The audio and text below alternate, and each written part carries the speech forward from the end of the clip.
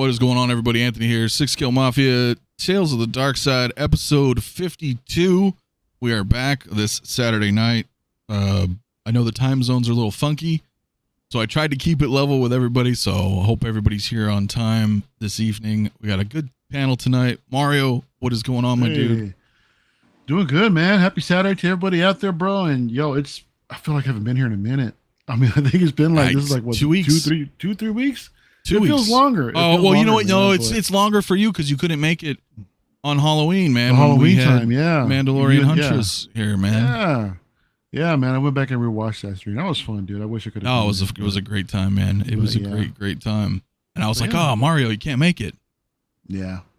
It's all good, though, man. I mean, so got this cap. That's pretty cool. You know, going back on some of my Marvel shit, and I broke the shield, kind of. So. Oh no, you broke it. Yeah, one of the clasps has started to become a little bit loose. You know, so I emailed Sideshow, see if they'll send me a replacement or something like that. So we'll see what happens. Oh, I'm sure you'll get a whole new figure. So I wouldn't say no to that. No, hell yeah, man, hell yeah. Well, shit, man. I'm glad you're back, man. It's good to be back. Desi as well, my man. How are you doing this evening? Very good. It is indeed a good Saturday. I'm glad to be back because I've been gone for a little bit, but I'm always honored to be here. But especially today because I'm here with this guy right here. So that's right. Ooh. That's right. Our first time. And with you guys, of course. But yes. Of course. And yes, last but not least, we do have Oilers Workshop here for the first time. My man, how are you, man? I'm good. How are you? I'm happy to be here with this guy. Hell yeah. No, man, it's been good, man. Not so much you, but these two. No, not so much me. I know. There we go. You flexing with that left hand there, man. What do you got?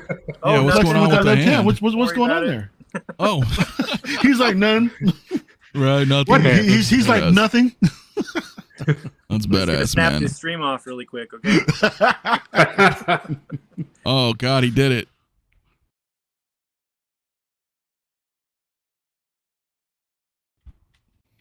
No, I'm kidding. He didn't do it, guys. It's not a real Infinity Gauntlet. Oh, there he is. That's funny. There we go. I'm good. I'm good. Oh, like wow! It really worked. He's like, oh shit. Not selling this, right? No. So no, it's good to have you here, man. It's good to have you here, man. That's what we were going to kind of talk about tonight. I know some people know, some people don't know that you guys make some pretty cool stuff, man, for 6 scale figures and other stuff. So I was like, you know what? Let's talk about that a little, you know. So it'd be really, really cool, man. But no, it's good to be back, everybody, in the chat. Thank you guys for coming through right now. We'll see who's in the chat. Say hello to everybody before we begin. We got Fat Batman, my dude. What's going on? Toku Collector, Sean. You know, I'm still at work. You keep doing this. He wants to come on, but he's always at work. I'm like, well, and I thought it was funny because I'm like, the time zones change, but he's my next door neighbor, so didn't change for him, you know. So it's like, oh, all right, man. So anyway, Leighton Richards, what's good, my man? Who else we got in here? Payton 23, CT603. Is this really happening? I thought Yoko broke up the band for reals. Oh, man, it's only been 2 weeks, man. It's only been 2 weeks, man. I know it does seem like a long time. No, the protocol droid is working, my man. So, what is going on, my man? Black, it is Cody Franklin also in the house. Tully as well. We got some more people pulling through. Philip the Fool, what's good, my man? Willie Woodson as well. Who else is in here? Love that AJ, episode, what is going on, my man? Hope all is well. You as well, my friend. Damn it, Spock, also in the house. Hey, we got this guy. Funky Cold Santa. Hey. This Oilers, sweet. My man, dude. If I miss anybody, my apologies. Feezy Figures also. Good to have you back. Hey, appreciate it, my man. Appreciate it. El Professoro. I haven't seen this guy in forever. I wonder what he's up to. It's been a minute, hasn't it? It's been a minute, man. Yeah. It has been a minute. Renz, dude, what's going on, man? Renz Talentino. My man, dude. He's killing it with that artwork lately, man. Well, he always is, but lately I've been seeing more and more, man. It's awesome stuff, man. Aunt P as well. Good, man. What is good? What is good? Fig Fate, man. What is up, my man? Blurred Dad also in the house. Blackbird Tech. Man, we got a few people coming in here. The Duke. What is up, man? Hey. Howdy from Texas, my man. What's good? What is good? Brian Richards, I believe I said hello, but hello again, my friend. And we have CT603. I didn't mean to click you. I think you just did something. I know you're a member. Upgrade thing. Thank you, my man. Thank you, my man. Look at that. And do appreciate, as always, and Mandalorian Huntress, my dear, as well, in the house this evening.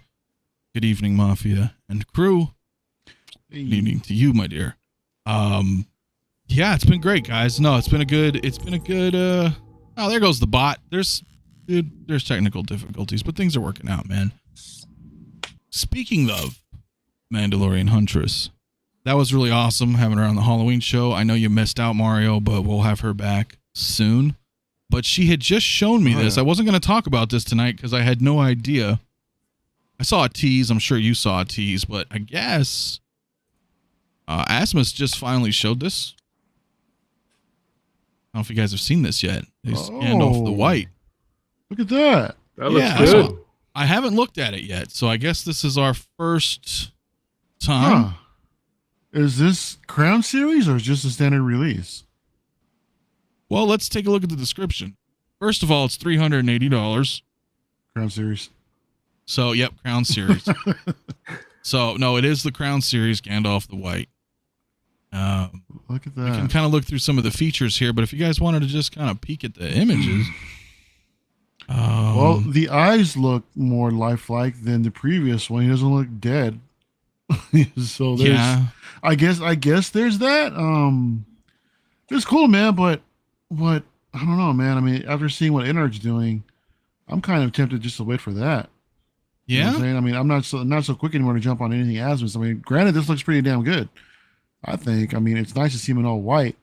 But I don't know, man. If 𝗕𝗏𝗏 does decide to tackle it, me personally, that's just I'd probably consider them.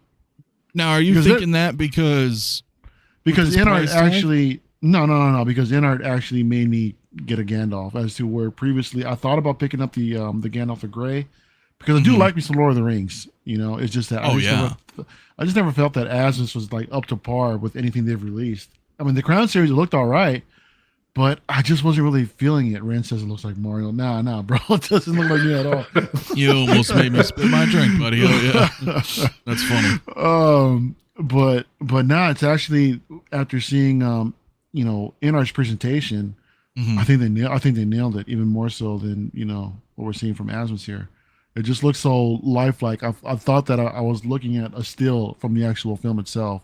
So that just leads me to believe I think they're going to go ahead and hit the Gandalf the White as well. I mean, I don't believe anytime in the near future, but I think eventually. They have shadow facts, I mean, look at that. I don't know if he's sold separately. We're going to have to look at the description here, but let me bounce around a little bit because you're mentioning 𝗕𝗏𝗏s, and I know Oilers, my man, you were there, so you've got to see this Gandalf firsthand. Obviously, it looked pretty damn good, man. But with that, seeing that in person, seeing the images that we're just looking at now, I mean, what are your thoughts on this? Are you in agreement with Mario? Like maybe wait? Yes. I mean, it looks really nice. Admittedly, they did a nice job. But after, there are certain types of figures and certain figures based on the property now that I'm more familiar with in art, especially in person, that I personally will be waiting to see if they do, even if it takes a few years. So, I'm not giving anybody an advice. If you need this and you want this and you can afford it, get it. But with Mario, for sure, like I would wait. There is a few things about the 𝗕𝗏𝗏 Gandalf as ultra nitpicks from me that I'm like, this could be better, but I still think it's the best 1/6 scale, actually probably any action figure or even statue version of Gandalf that's ever been made, at least that I've seen. I think it's the 𝗕𝗏𝗏 one's incredible. So if you're a patient person, waiting is probably a good way to go. Oh, and you were like right there, man. Like you saw it. It's incredible. Yeah, I did the live stream on my channel when I was there, and I did a review afterwards talking about my thoughts on that. And out of all the figures that were there, that's I gave their Gandalf the lowest grade, but it's still higher than I would give anything Asmus has done.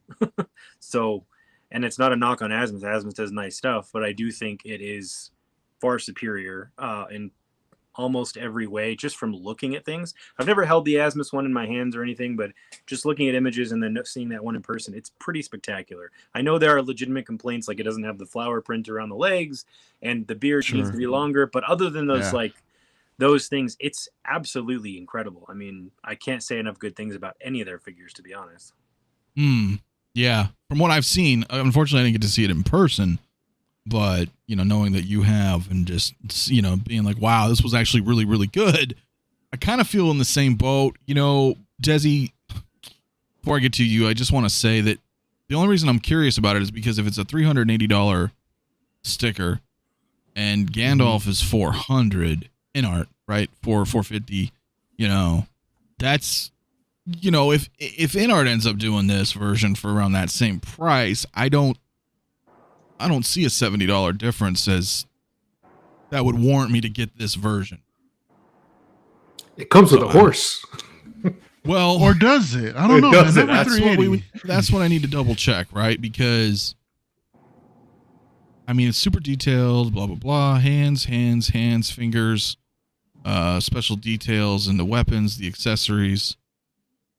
Special feature, 1/6 scale shadow facts, non-action, which means non-posable, in polystone. Okay, so he does actually come with shadow facts. All right, well, let's say polystone. Apparently, polystone horse. Wow, that's going to be heavy and breakable. Yeah, I foresee a lot of broken legs. Yeah. Well, what are your thoughts then, Desi? I was going to say, look, it looks pretty cool. And then I saw the price tag. I was like, whoa, I don't know. For a polystone horse, look, that's cool and everything. But look, it looks good. I'm looking at this and I'm not going to complain. Like, the face looks good. I'm pretty sure the InArt one is probably better, but I haven't seen it in person, right? I haven't had that opportunity yet. But this doesn't look bad. That being said, $380 for it. You can tell me, well, like I was saying, well, it comes with a horse, but the horse is not looking too good, in my opinion. Like, that hair, like, it looks like they're missing some, like, there's no styling in that horse hair. It doesn't look like horse hair is what I'm trying to say, right? It just doesn't look right. Like, can you just get rid of the horse and, give me the figure? Would that be better? Because 380 is a little steep. I'd rather go with InArt, just my opinion. So wait, I missed y'all. So 380 does come with a horse? It's a polystone horse. So it's a resin horse. Yeah. Yep, it's just one piece there. It does have some hair, but whether or not that's great quality, remains to be seen. That's an interesting package. To be honest, sure, it doesn't articulate. It's basically a statue, but the fact that you can create some sort of diorama around this, it does bring a little bit more value to the overall package, in my opinion. Because for 180 and on the Crown series, 380, isn't it? Yes, so 380. Wasn't Gandalf the Grey around that price, or was it like 280 or something like that? I don't recall. But dude, that is a good question. Does anybody in the chat know that have purchased the Crown series Gandalf? How much he was? Yeah. I don't know. Can we get John here to verify the breed of the horse? this horse sculpt, like, I like the sculpt of the horse. Yeah, I think it's pretty good. It's just the hair. That hair is throwing me off. Like, yeah, I see that. You probably cut it back a little bit or something. Neat that they put it in there, right? Yeah. But at the same time, I'm in agreement with you. Like, it's a messed up situation, right? Because at the same time, we still don't have a figure from InArts, right? Yeah. So we're like, wow, we'll just wait for InArts to do it. Where Asmus has been around and has been doing Lord of the Rings, so it's difficult to be like, what if InArts? I don't think they're gonna flop, but let's say, what if they decide not to do Gandalf the White, for example? Is there a gamble there where you're like, well, I'm gonna wait for them to do, the white version, and then they never do, and at that point of waiting, maybe this one's now sold out. Does that matter? You know what I mean? Like, is that a thing? Is it a gamble? Is it even? For me personally, not really, because I'm not really expressing that much interest in this particular piece, if I'm honest. Because right now, can you zoom in on the on that Gandalf real quick? Because the tailoring just looks bad to me, dude. Well, it does look a little janky, but let's try to find a different image. They try to show us some here. Okay, yeah. The detail close up looks nice. I like that pattern, that he has in his robes. That's nice. That's actually nice. That doesn't look too bad. The overall tailoring itself just looks kind of. The fabric doesn't look like it has weight to it. Yeah. No, they seldom do though. That's a problem. That's true. I've noticed that just with figures in general. Sometimes, like, you need that weight, bro. You need to be able to. That's because then it doesn't look right. that's Go ahead, always I'm sorry. been. No, I'm sorry, I'm cutting you off. But I No, was go gonna say ahead. that's always been the issue for me with 1/6 scale figures before I started collecting Hot Toys. I think Hot Toys, nobody's exactly perfected it yet, but I thought Hot Toys got it better. And again, speaking about the weight of the clothes, especially when you have multiple layers, like it lies right. This is not there for me. Standing back, it looks good, but then you, like I said, you showed me the price tag. I was like, oh, not what I was expecting. Never mind. Yeah. Hey, what's up, Brandon? Hey, what is good, my man? Well, AJ also says it's $350 on Sideshow. Great. Wow. Okay. Yeah, and in UK it's also $350. So it's $30 more than, I guess, right? But at the same time, yeah, I don't know. So a rooted premium version of the horse. I mean, that would be really cool, man. But I agree. I agree with Ed, man. He looks pretty tan. He's been spending too much time down on the beach. He was kind of tannish from what I remember in the film. I don't know. This is how I remember him. He's in a tanning bed right now. Look at that. Overexposed, right? So I don't know. I don't know, man. It's interesting though. It's interesting. I mean, it's probably not going to be for me. I am going to pick up the InArts Gandalf the Grey because I agree with Oilers on that one. Not being able to see it in person, but just seeing enough, right? Seeing enough of live footage. I was like, okay, that's pretty badass. This one doesn't really pull me in, especially at the price. I mean, that shot's pretty cool, but again, it's overly bright. I don't think this one looks too. Yeah, for myself personally. MB Dyson says it's that Balrog 10. That's where you Balrog 10. Hell yeah, dude. Yeah, that one's pretty good. One does not simply wear SPF 60 in Middle Earth. Oh yeah, man. Very cool, man. So I don't know, but anyway, guys, that just popped up for those who are interested. Yeah, $380. You do get Shadowfax included. Kind of cool, I guess. That's pretty cool, though, man. That's cool. Kind of cool. So, thank you again, Mandalorian Huntress, for showing that to me. It just literally popped. So, figured we could talk about it. Not bad, man. Now, I will say, man, let's talk about this Black Panther, man. Now, I'm not going to talk about the movie. I have not seen the movie. I don't know if everybody in the chat's seen the movie, so I don't want to be spoiling anything. So, but obviously Hot Toys dropped this for $264. Mario, let me just start with you on this one, man. Did you get a chance to look at this? Yeah, a little bit, man. It's so I'm pretty sure it's obvious we know who this is, right?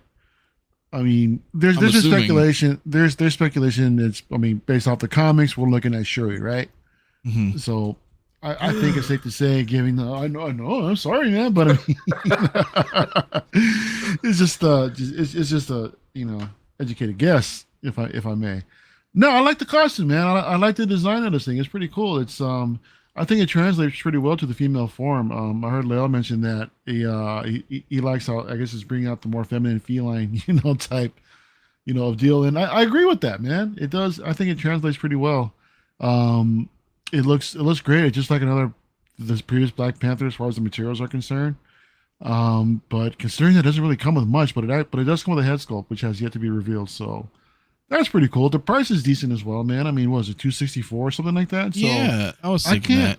I can't complain about that, to be honest. I mean, given this day and age and how much we're paying for Hot Toys.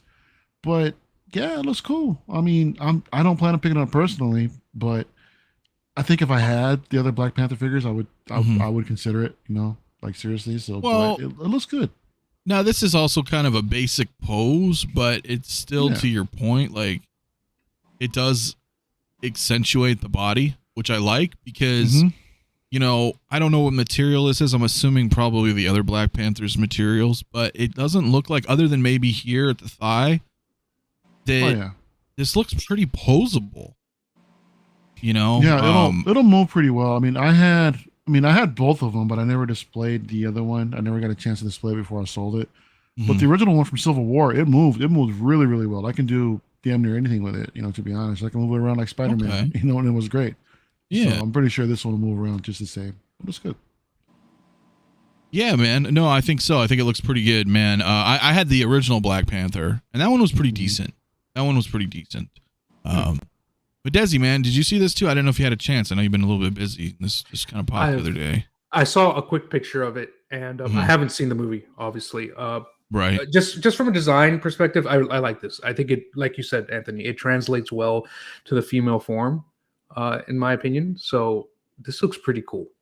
And I think it's just, hey, I've got nothing else to say other than it looks really, really neat. I've always liked the Black Panther suit in general, the design, the different iterations. I do prefer like the all black, right? Just like the pitch black suit, but I like that. I get it. I know. I see the hints of gold. I know why they did it, and to further accentuate the female form. So this is still very, very cool.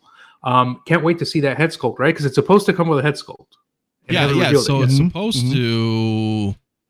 If I flick through some of the photos here, in some of these shots, does the head look kind of big? Look at the photo on the left. I think it looks a little kind of oversized. It should though, right? Like it should be like correct proportions. In a way, I guess, but I don't know. It looks kind of odd. Well, I think you have to factor in that it's supposed to be a mask, so it's going to be a slightly larger than a head. So maybe there's that. I mean, but I don't know what kind of okay, because the previous suit that she gets to T'Challa was like one of those she pushes on the necklace and this whole suit conforms, to their body versus just like slipping into a suit and putting on the helmet and all. So I'm wondering which route they went with this in the movie. Which route they went with the suit? Oh yeah, I'm not too sure, man. Not too sure. But Oilers, man, what are your thoughts, man? I'm sure you probably got a chance to look at this already. Yeah, it's really nice. I like the bronze color. I know it's kind of a gold bronze. It actually reminds me of the Batman Begins belt, the color of that metal. And I have seen the film. There is a fierceness to this suit for a reason, and I will tell you that it's proportionately correct. Okay. But it's nice.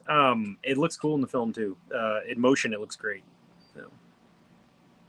Yeah, I mean, she looks pretty good, and I mean, as Mario pointed out, I mean, what is this, 264? 264. That's pretty decent. I mean, I know they've conditioned us, but that's pretty decent. But look at that lead time, bro. I mean, we're already pushing 2024 now. I know, dude. January to June. Jeez. Yeah, Woo. That's gonna be quite a bit. That's quite a while. Well, guys, I mean, that's pretty cool, man, for 264. I mean, the figure looks great. If I was still in MCU stuff, I would definitely be picking this up. But since I got rid of almost everything. But, I mean, if I had, all the other Black Panther figures, I think this is sweet. And, right, as you mentioned, there will be a head sculpt. So, excuse me. So, granted, I mean, there's not a lot of accessories, right? There's a melee weapon of some sort and some hands. That's it.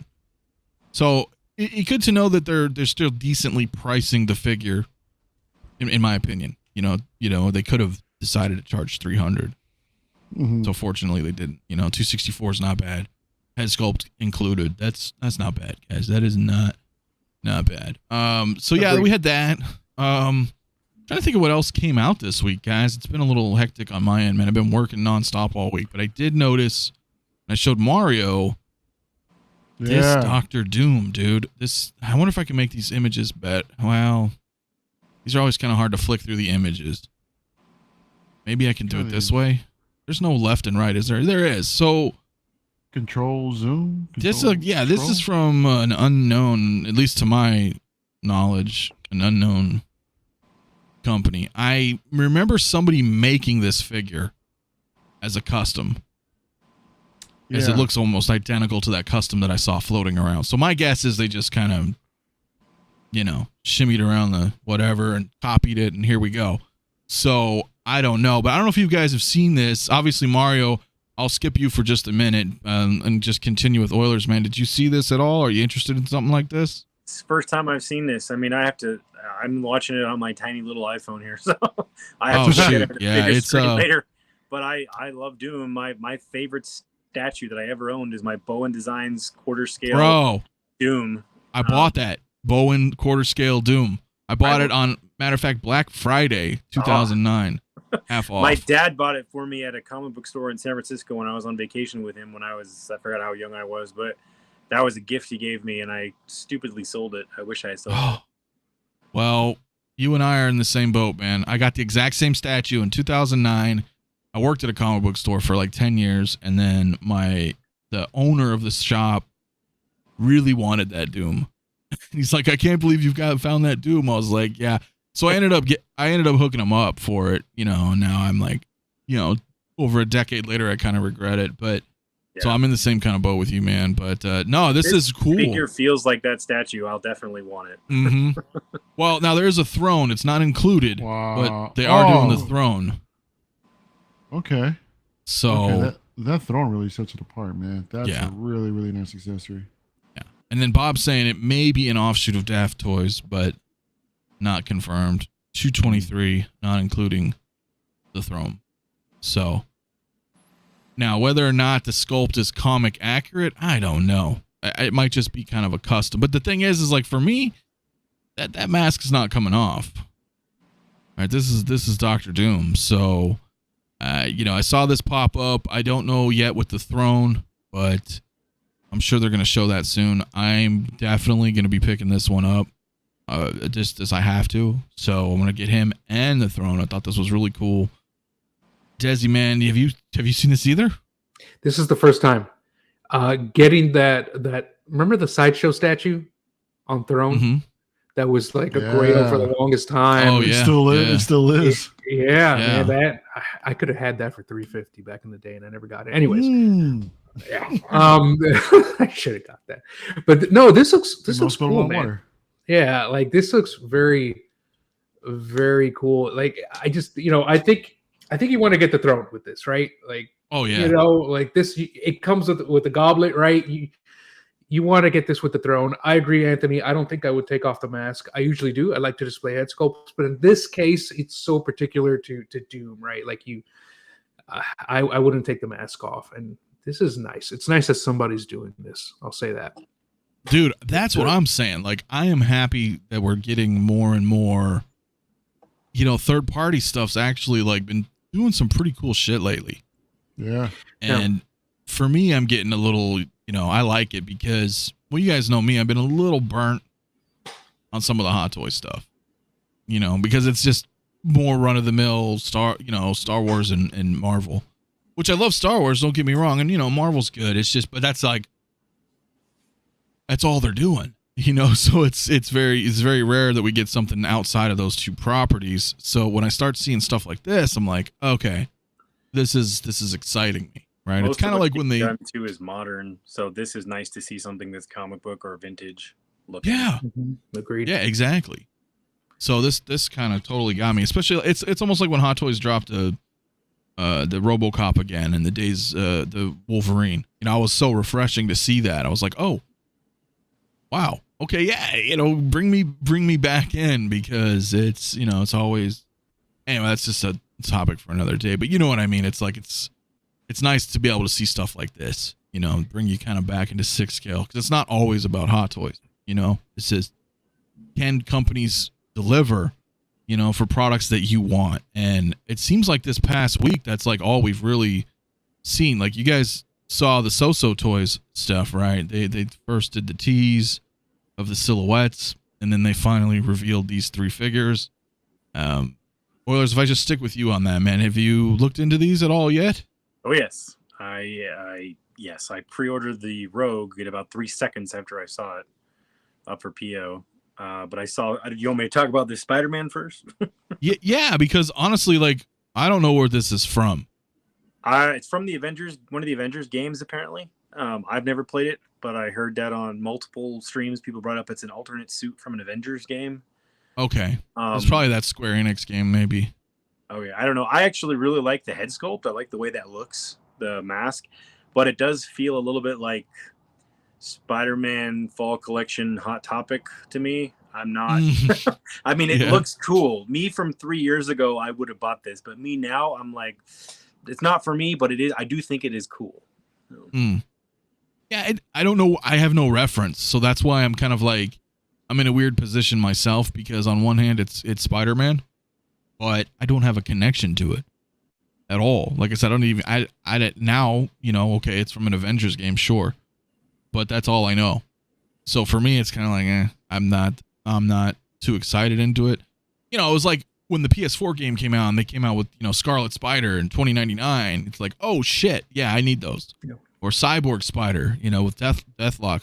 story arc. You know, exactly right there. Exactly. So you know what I'm saying? You see something like that, you're like, oh, hell yeah. But this, I'm like, I don't understand. So not to take away from it, but yeah, I don't know. I actually almost wonder if, because it's almost all soft goods, if that was part of the reason they decided to do it. Because the soft goods are easier to make. So maybe other suits would have been difficult. So they already have patterns for everything that's going to be on this, like a trench coat and a sweater and jeans. They're like, we can make all that. We're already set up to do it. That's a good design. People will like it. Let's do it. I don't know. Yeah. Well, I'm pretty sure this is the same coat that the Spider-Man Noir That's what I'm getting. Right. Yeah. So they just redo it, and yeah, no, this is pleather, guys. This isn't genuine leather. So no, not a bad looking figure. Yeah. See, they got him right there, the Dark Spider with him. So it is cool. I used to. I ended up selling him, but he was great. I ended up selling like all my Spideys, but it just not that I didn't like them. I just had too. Is there such a thing as too many Spider-Mans? I don't know. I felt like I was getting a little out of control. So, you know, and so for space, I was like, okay, I can let him go. I have my comics for decades and decades. That could be my Spider-Man kind of deal. But no, he looks cool. Desi, I mean, we can kind of bounce around on it, but I mean, your thoughts on this one? I agree. I like the head sculpt and I like the boots. I don't know. This is like what Peter Parker looks like when he plugs into the Matrix. You know, I don't know. I'm like, it's not for me. I like Spider-Man Noir, which is, I know it's the same like coat, but it works in black for me. Like this doesn't like cool if you like it, man. That's awesome. I like the head sculpt and I like the boots, but the rest of it's like, you know, yeah. At least they're offering it. I'm sure. You know. Oh yeah, at least they're offering it. It is pretty cool, man. It is pretty cool. Yeah, they did tease what I believe is an old man Logan. There, it looked like it. He's wearing the cowboy hat and stuff. Well, we'll kind of briefly bounce through a little bit of these, I guess. The Mario, I don't know. You saw these as well. I mean, yeah, you don't grab a whole lot of third party though. So I mean, what are you thinking about this? It's different. I mean, there's that. I don't right. You know, this is something that doesn't necessarily speak to me. But I mean, I'm not really a fan, aesthetically of the design. But it looks like a cool figure though. I mean, look, the fact that So is doing these kind of figures that no one else is even doing, they really are stepping up. And like you mentioned earlier with the Dr. Doom, that I didn't get to say anything on, but it's all good. Oh, I did not. I'm so sorry. We'll continue into it. No, don't worry about it. I'm a little rusty, guys. My apologies. Like you guys said, they're doing figures that no one else is doing, and I know that there are a lot of comic fans, because I see this in the statue community, that there's a lot of X-Men collectors that are out there that are collecting pure comic based everything, and that's a deep line to go down. And I don't think anyone has really, I know Sideshow's attempted, but I don't think they've necessarily succeeded. No, they have not, because we haven't seen anybody do stuff onto this level with this kind of I guess this kind of accuracy to the comics, that make it look where you see the entire community just like, all a buzz about these figures, right? And yeah, it's exciting to see that. I thought this was the one that Loco Lou had the custom on, but I was recently that's like the last. What is it called? It's not the Last Stand, is it? I forgot. It looks similar, but it's a leather jacket, not a trench coat, and then it's closed up and buttoned. It's similar. It's similar. Let me bounce back to you, man, because I totally didn't mean to skip you on the Doom, man. Since we're on it, I mean, speaking of, right?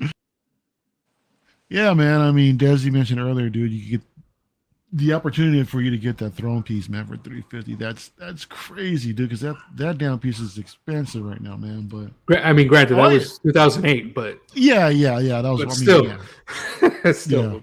Yeah. This is a cool looking figure, man. I mean, like you mentioned before about the head sculpt, it's like iffy, I guess, but y'all mentioned that ain't no one gonna really use it at all, because this is it. Doom on throne, man, with the with the steps right there. That's what else do you want? I mean, I can't think of anything else. Now, I don't know if they'll include a step, or we're going to have one of you guys here create it for us, as a diorama base or something. But I agree. They've got to include that step. Like, that's part of it, man. Like, Yeah, but they may not, you know? I mean, it's a lot of Damn. big packages and stuff. But obviously That's the true. throne is coming, so at the very least we would get, you know, from feet up, you know? That is gorgeous, though, dude. I mean, Desi, I think it'd be cool if they would have included some of the accessories, like what we saw on the throne piece, like the what was it, the cup that it was holding? Yeah, it has a oh, goblet. does it? Yeah, it has a Yeah, goblet. he's got the Oh, chalice. never I mind, think, right there it here. is. So like There it is. There it is. like the main photo here is a little hard to see, but he does have that chalice. You know, a couple hands, 2 different style masks. Yeah, I mean, so that's pretty cool. And in the book, I'm really know that much about Doom, but I hear a lot of people just telling me how, you know, how important this guy is, and I think aesthetically the design, it looks sick. I really like it a lot, but you know, I don't know, maybe I might consider this because I really like that look. I really do, man. You know, dude, it's but the thing is badass, that bro. I don't have any attachment to the character, but should I still, even without that attachment, would it be wise to pick this up, man? I don't know. Yes. It's I mean, I Victor Von appreciate Doom, it. I bro. appreciate it as the for the art. It's gorgeous, you know. But we'll just see if someone else comes along with something else with another. Yeah. interpretation. But I think for now this is what we're gonna get. I don't think we're getting anything from anybody else. I think that's a wrap. Let me stick with you, man, real quick, and then we'll go down the list because as including we did get this Rogue. Yeah, this Anna Marie, man. Yeah. This is I woke up to this, and again I saw the community a buzz that we're getting this to match to go with the Cajun card dealer or whatever. It looks great. Everything about this figure, well, not everything about this figure looks great, but I mean, it's Rogue. It's through and through. This is the Jim Lee Rogue that I'm familiar with. You know, in the early '90s. It's just that. Look, I understand that this particular figure doesn't need to have any kind of likeness to anybody. It's a comic piece, but still, it's just I don't know what it is about the sculpt. There's just I think her expression is just too stern, you know. In this look, and even with the smiling sculpt, it just looks weird. You know, I mean, I don't know if they're actually gonna fix. There's anything to update, but I'm sure it's gonna look cool on everybody's shelves, especially next to the Gambit. And it makes you wonder what else are they going to do? Are they going to go ahead and go down that entire line? I mean, that we saw with what early '90s X-Men #1 and just do that whole damn team, because that would be sick. I mean, granted, I am kind of interested in this, but I don't want to go down this path. I really don't, because this is just like, for me, I won't stop. You know, and I've already got enough as it is, and I'm already going to start going down that Lord of the Rings path within arts, and I'd rather stick to, you know, something more, you know, more to the movie types, because, you know, I love the comics and all, but I'm just not, you know, attached to it as, you know, as some everyone else is. But like this shot looks nice. It looks really, really cool though, man. It really does. So for me, I will leave my thoughts last. Before I get to Desi on it though, hey, what is going on, Aries, my man? 6 Scale Cantina, my dude. He says, just popping in to say hello to this awesome panel, baby. Good to see you all. Speaking of dioramas, is it possible I need another from Desi? And I say yes. Oh, hell yeah, man! It's good to have you here, man. Sorry about last week. Everybody, honestly, I had some kind of shit going on last Saturday, so it's good to be back. As usual, Saturday nights, man, will continue. So I do apologize. I know it feels like it's been a little while. I know it's only been 2 weeks, Mario. It's been 3 for you, so it feels like even forever. But dude, definitely appreciate it. And no, I'm gonna leave my thoughts on this one, man. Let me go to Desi on that, man. So we do have Rogue finally. Yes. Look, I think the face sculpt is a good sculpt. Like, it's sculpted well, I should say. It is sculpted well. But I understand what everyone is saying, and I agree. We'll dance around that. But other than that, I think it's a good figure. Like, if I wanted a Rogue figure, I would get this. I have the Rogue statue from Sideshow, the original, like, premium format. So I'm going to stick with that. I'm not going to go with this. But if I wanted a 1/6 scale comic accurate X-Men line, like, I would totally get this. So I think it looks pretty good. I'll say collector number 1, I'm in the same boat. You said for a long time, whoever makes the X-Men will get all the monies. X-Men is my top priority. I can leave everything behind for them.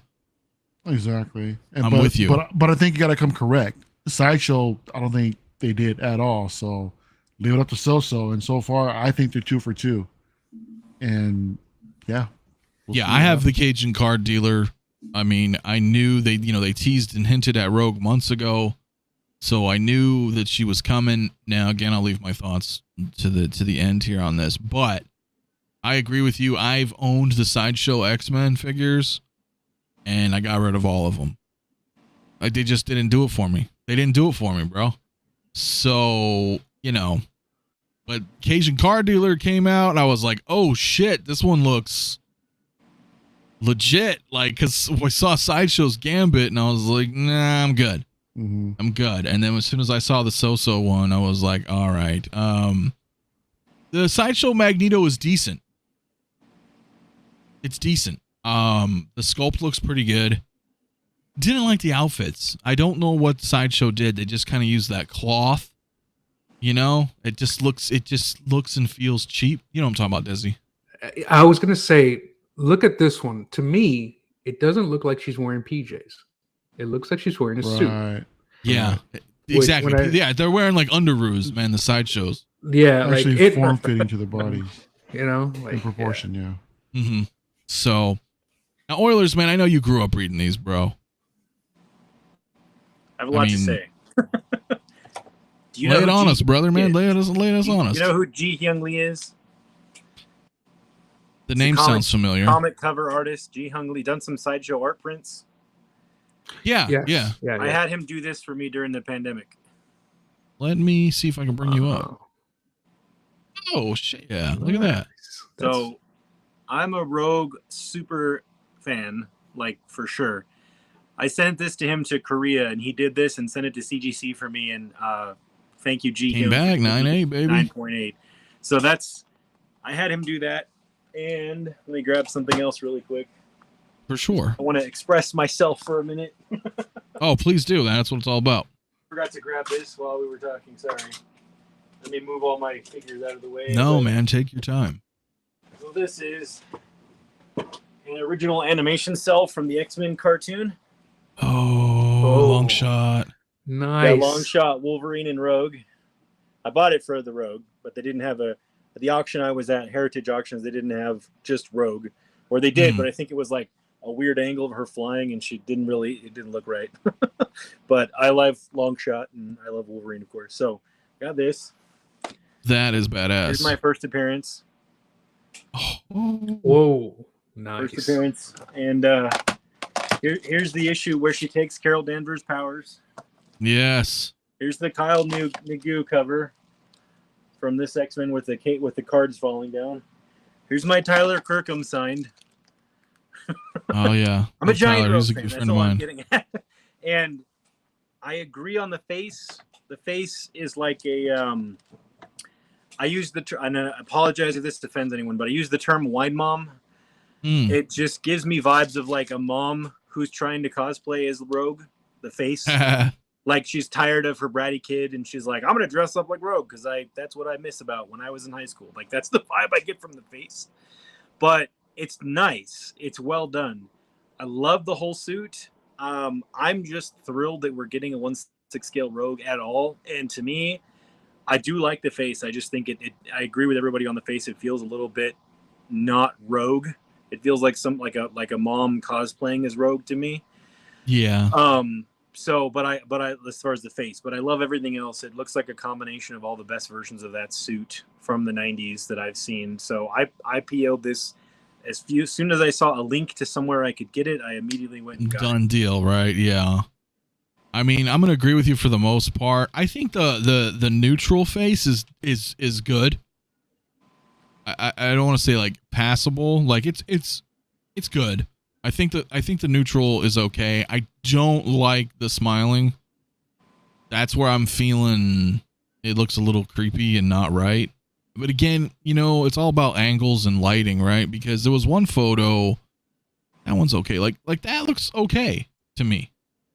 Like that doesn't look too bad. I don't know if it's because it's a further distance away from her face, but I agree 100%. Like the outfit is just screaming to me. She's definitely coming into my collection. Like 100%. She'll go with my Gambit. There's no doubt about it. I really hope that they continue down this path. Right? Like what's next? I know they hinted at the old man Logan. Not necessarily the Logan I would like. Giant size X-Men #1. Do it.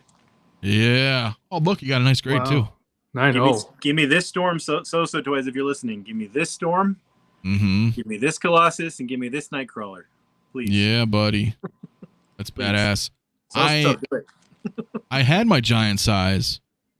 It was not graded. It was not in the best condition. And that was a wrap. But I remember having that one, man, and like I was eventually gonna get it graded, but I was like, I'm sorry to like show off all my comics, but seeing this figure got me so excited. No, dude, that's awesome, man. It's like, oh my gosh, I forgot I had this, and I need this, and I want the. Yeah, man. It is pretty awesome. Blackbird says that he noticed on your shelf, picked up the Black Series animated Boba as well. Didn't know that they made one until I saw him at Target. Yep. Very cool, man. No, very cool. No, I mean you're an X-Men fan like me, man. I mean, and Desi, you know, Mario not so much. He's not too familiar with the comics, but imagine if they keep going down this line. That was my point. You know, if they give us more stuff. I mean, what if they made Long Shot like that cell you had? I mean, that'd be so cool to recreate that. Yeah, like would they? I don't know, but I mean, if anybody's, you know, these off branded figures, it's going to be so toys, right? So who knows? Long Shot, Spiral, Guardian, or Gladiator, Mojo. Mojo, that'd be great in 1/6. Oh, dude, Mojo, yeah. Give us Mojo versus everything. Jabba. No. Hell yeah! I want a 6-scale MODOK. Yeah, But that'd be huge. I don't know if it's. I know, but you know, it's like floating like chair thing. Like that'd be awesome, dude. That is pretty badass. Well, if I stick with you, man, let's this last one here, right? This is supposed to be Invincible, Unbreakable. I mean, you a fan of Kirkman and I'm the a fan of comic his or the art. show? I've actually never read this. I followed it because it was getting all the everybody was loving it, and then they got optioned for the show. And I have not read the comics or watched the show, so it looks nice, but I don't really know about the property. I don't. So. Well, I read the comics back in the day, and it was pretty much like Superman, but like different. Like, you know, more obviously gory and more grounded in that sense. I like the comics. I still have yet to watch the show. I'll get around to it. I just have not yet, but I guess, yeah, so with no frame of reference, yeah, this is probably going to be a pass for you, but yeah, I think he looks really good. I think he doesn't look too bad. Yeah, no, he doesn't look bad. But I don't know, Desi, are you in the same boat? I mean, you mess with Invincible at all? Kind of, because I saw the show, but I never read the comic. Right? Oh, okay. So I remember it being really popular when it came out. I never read it. I think as a figure, this looks good. This is well executed prototype, right? So, I mean, again, not for me. I like the show, not that much. It looks good. You know, this is a good option for people who want an Invincible. I forgot the character's name. I know it's Invincible, but I don't know. Yeah, I forget as well. It's been a while. But I'd ask Mario, but I think he had to step out for a minute. But it's kind of cool. They released or announced the. I cannot remember the life of me. The other guy. Omni-Man? Yeah. There we go. So pretty cool. You're kind of in that same boat again, right? Where you have, you know, a Rogue and a Gambit. Now you can have these two. I mean, you know, as an example, if you wanted to just pose up like two figures together, you can definitely pull that off. I think that's really damn cool. CT603. So my son is a huge fan. Ryan Ollie made some of the insanely bloody covers. This figure reflects that. Hell yeah, dude. Definitely. Yeah, smash the like button, everybody in the chat. If you haven't been here before, man, let's hit that road. Links in the description for all my friends below. And speaking of friends, it looks like we got Denobi in the house. What's good, my man? Hey, everybody. Happy weekend, Hey, how right? you doing, brother? What's up, man? Yeah. What's everybody doing tonight? We're talking about some third-party figures, my man. For the week. Yeah. Are you, did you look into this at all? You into Invincibles? I did. I thought you were finishing up with Rogue. That's why I joined in, so that I wouldn't come in here and take a big dump on poo-poo toys. Well, that is your right to do so, my friend. So speak your mind, man. Speak your mind.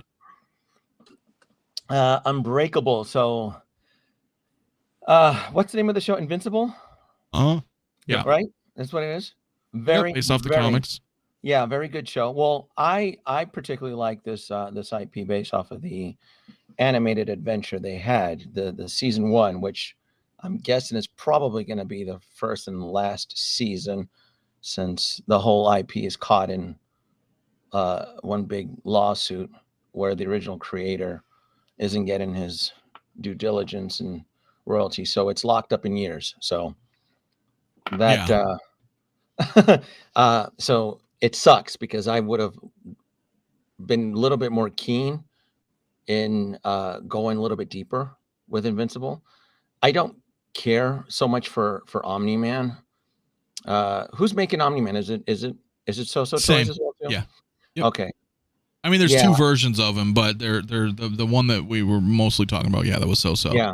So I enjoyed the show. I just did not enjoy the show enough to commit $200-300 per piece. What I'm assuming this guy is probably going for what, $250 $250? Well, okay, so pre-order is 38 and then 160. So 198. So yeah, full price 198. So $200 for I forgot his name. Omni-Man. Yeah, I forgot his name too. Is it Invincible? I think his name is It is. It is Invincible. I just forgot his name, the character name. Yeah, okay. His name is Invincible. Look, it looks cool. It's just not for me on a bunch of different levels. The creator, like I said, who created this character, he's already in a big lawsuit already with Amazon as far as royalties and so forth. He feels he's not getting his credibility, so we're not going to be getting a season 2 for a very, very long time, if any. So it's a little bit odd that this guy is getting raped from both ends. Amazon's kind of not paying the royalties to the comic book creator of this guy, of this IP, and now I guess we're supposed to celebrate the pirated black market version of this. Well, I think for people who may not know, I don't know, is it Robert Kirkman? Because I know I'm pretty sure he created Invincible and like Wolfman and yeah. So unless there's a co-creator involved that's getting screwed, or is Kirkman getting screwed? I like, in this community, we tend to be hypocrites, where we'll favor our collection versus the creator, but yet I'll then see the same collectors stand behind Todd McFarlane when they try to do a pirated version of Spawn. Todd McFarlane lost his shit. I mean, this is a guy that he will travel to China. He's just one of those. And then everybody's like, yeah, good for Todd McFarlane and that I don't even know whatever happened to that Spawn third party, right? I don't even know. Well, there's a second one coming now. Yeah. So, but I know what you mean. I know what you mean, right? You're like, well, yeah, Todd McFarlane, he lobbies, he reaches out to his community. He really puts his foot down on this type of shit, and everybody loves Todd McFarlane. Everybody wants to see a Violator. Everybody wants to see a regular, version of Spawn in the military before each. Everybody wants to see all of this stuff, but yet they don't want to give the creator the opportunity to explore that. So, can I say one thing to you to know about that? So this is just another side of that same coin, because I agree with you. It's such a weird ethical, moral quandary, because you're like, I really want one of these, and if no one ever makes them, this is my only option. But at the same time, you want to respect the creator because you love the IP. I'm in a private statue group with somebody who makes unlicensed statues. I'm getting a quarter scale Jubilee from them, and it's supposed to match all the sideshow ones. And I've been talking to this person for years now, and they make some of the Donny Cates versions of characters that he's done. He did the new version of Thor where he's got the Nordic symbol on his chest, and some of the versions of Venom that Donny Cates wrote and Ryan Stegman drew. He told me that because Donny Cates never was able to get any rights to that because that's for Marvel, Donny Cates actually buys the unlicensed statues from him. Really? Yes, so there are some creators who actually are in favor of it because it's the only way they're going to get their creation in like an actual produced form. So just to let you know that does happen. Yeah. So are we? So you're saying we should look the other way when we get No, to? not at Okay. all. I'm just saying there are multiple perspectives at play here. Right. Because I would love to have a rogues gallery of Star Trek aliens, and if I feel that XO6 isn't going to make it, and a third party decides to make it, should I then pursue that route? See, that's the problem. Hmm? That's the problem, and I know where you're trying to go with this, Hmm? and it You is can't bring because me on if you don't want me to stir the. no, water. listen, I'll fuck do it this for guy, you. right? Listen, no, because I'm in agreement with you. I am, and now okay. Because I heard I'm you a getting part- wet for Rogue 20 minutes ago. So, Yeah, well, listen, I have to get. Well, listen, the thing with Rogue, look, is it justifiable because nobody's making her? Do I say, Not yet, oh, Sideshow has the rights to X-Men, so that I should, shun anybody who creates that we figure? are entrance. I'm gonna have to just push you off the tracks here for a second. We are entering a world of mutants. Disney is in control of the Fox. You don't think that Disney is going to rape and pillage the X-Men IP? By the time I'm 50, maybe. They've already started. If anybody here, I don't want to give any away spoilers, but if anybody saw Black Panther 2, Wakanda Forever, If they're hinting at stuff, I mean, we saw Namor and look, Namor, he identifies as a mutant. Yeah. And was it Miss Marvel identifies as a mutant? I'm telling you right now, the world of the mutants, they're DT603, thank you for pointing that out. I love you. let me see, chat. I may have missed it. Didn't Robert. W2 have an unlicensed leg created? Oh, he's poking back. Unlicensed. Hey, we don't know that's an Imperial Walker's leg now, do we?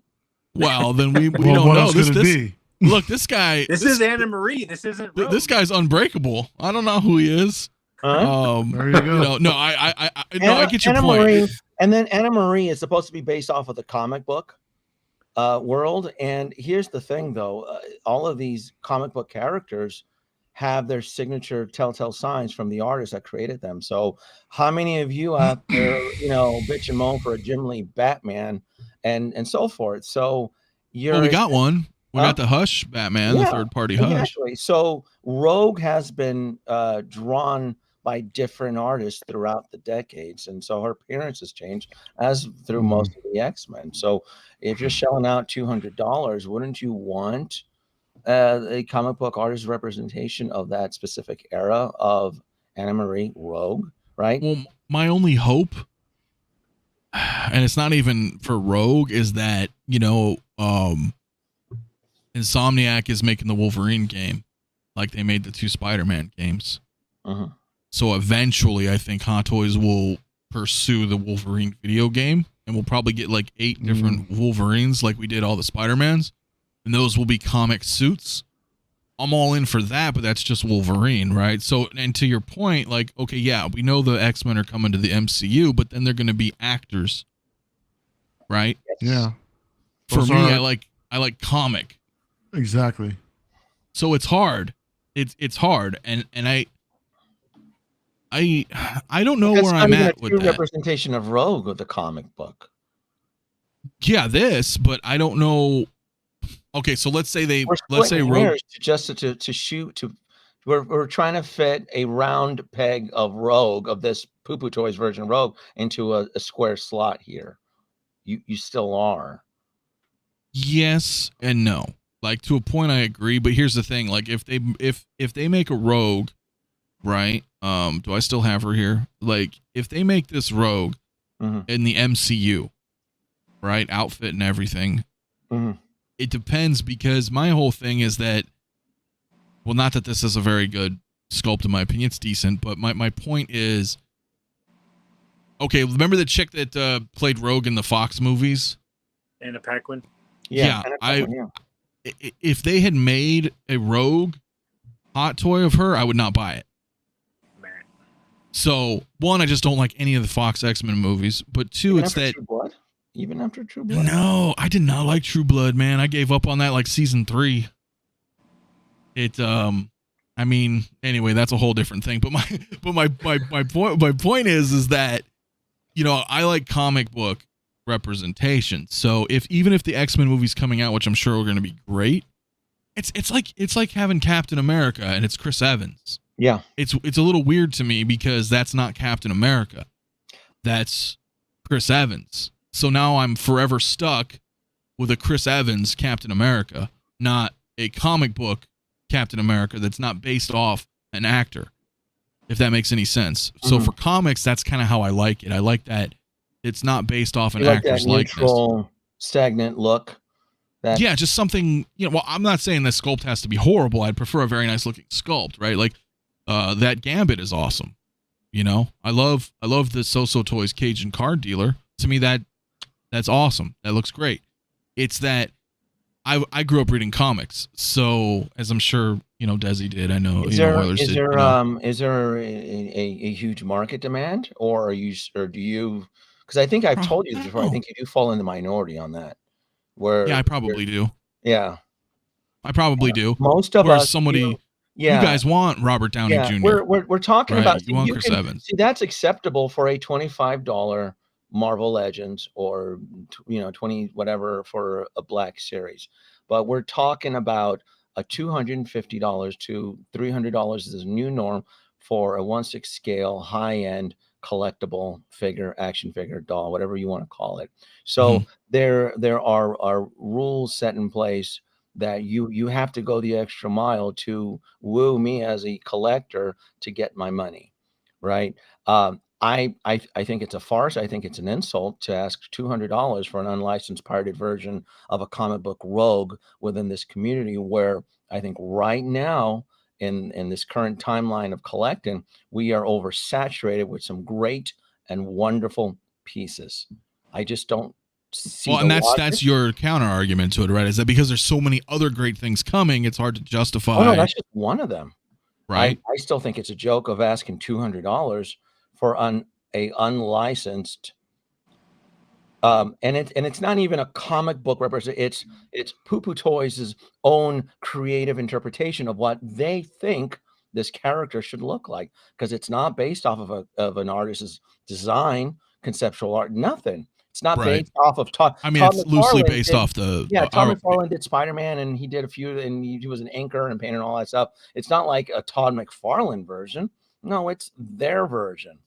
But I guess because it looks cool, then that makes it okay to drop $200.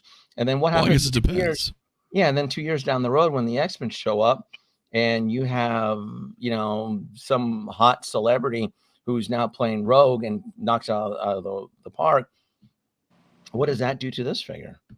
Well, it's a comic version that I probably wouldn't count, but it really depends. I mean, look, that is a good question, right? Because we're gonna all probably watch it. I know Mario hasn't read a lot of the comics, so but like with Desi or Oilers, I right? Hope he's not talking about me, isn't he? Isn't he going through another hurricane out there? I'm not sure.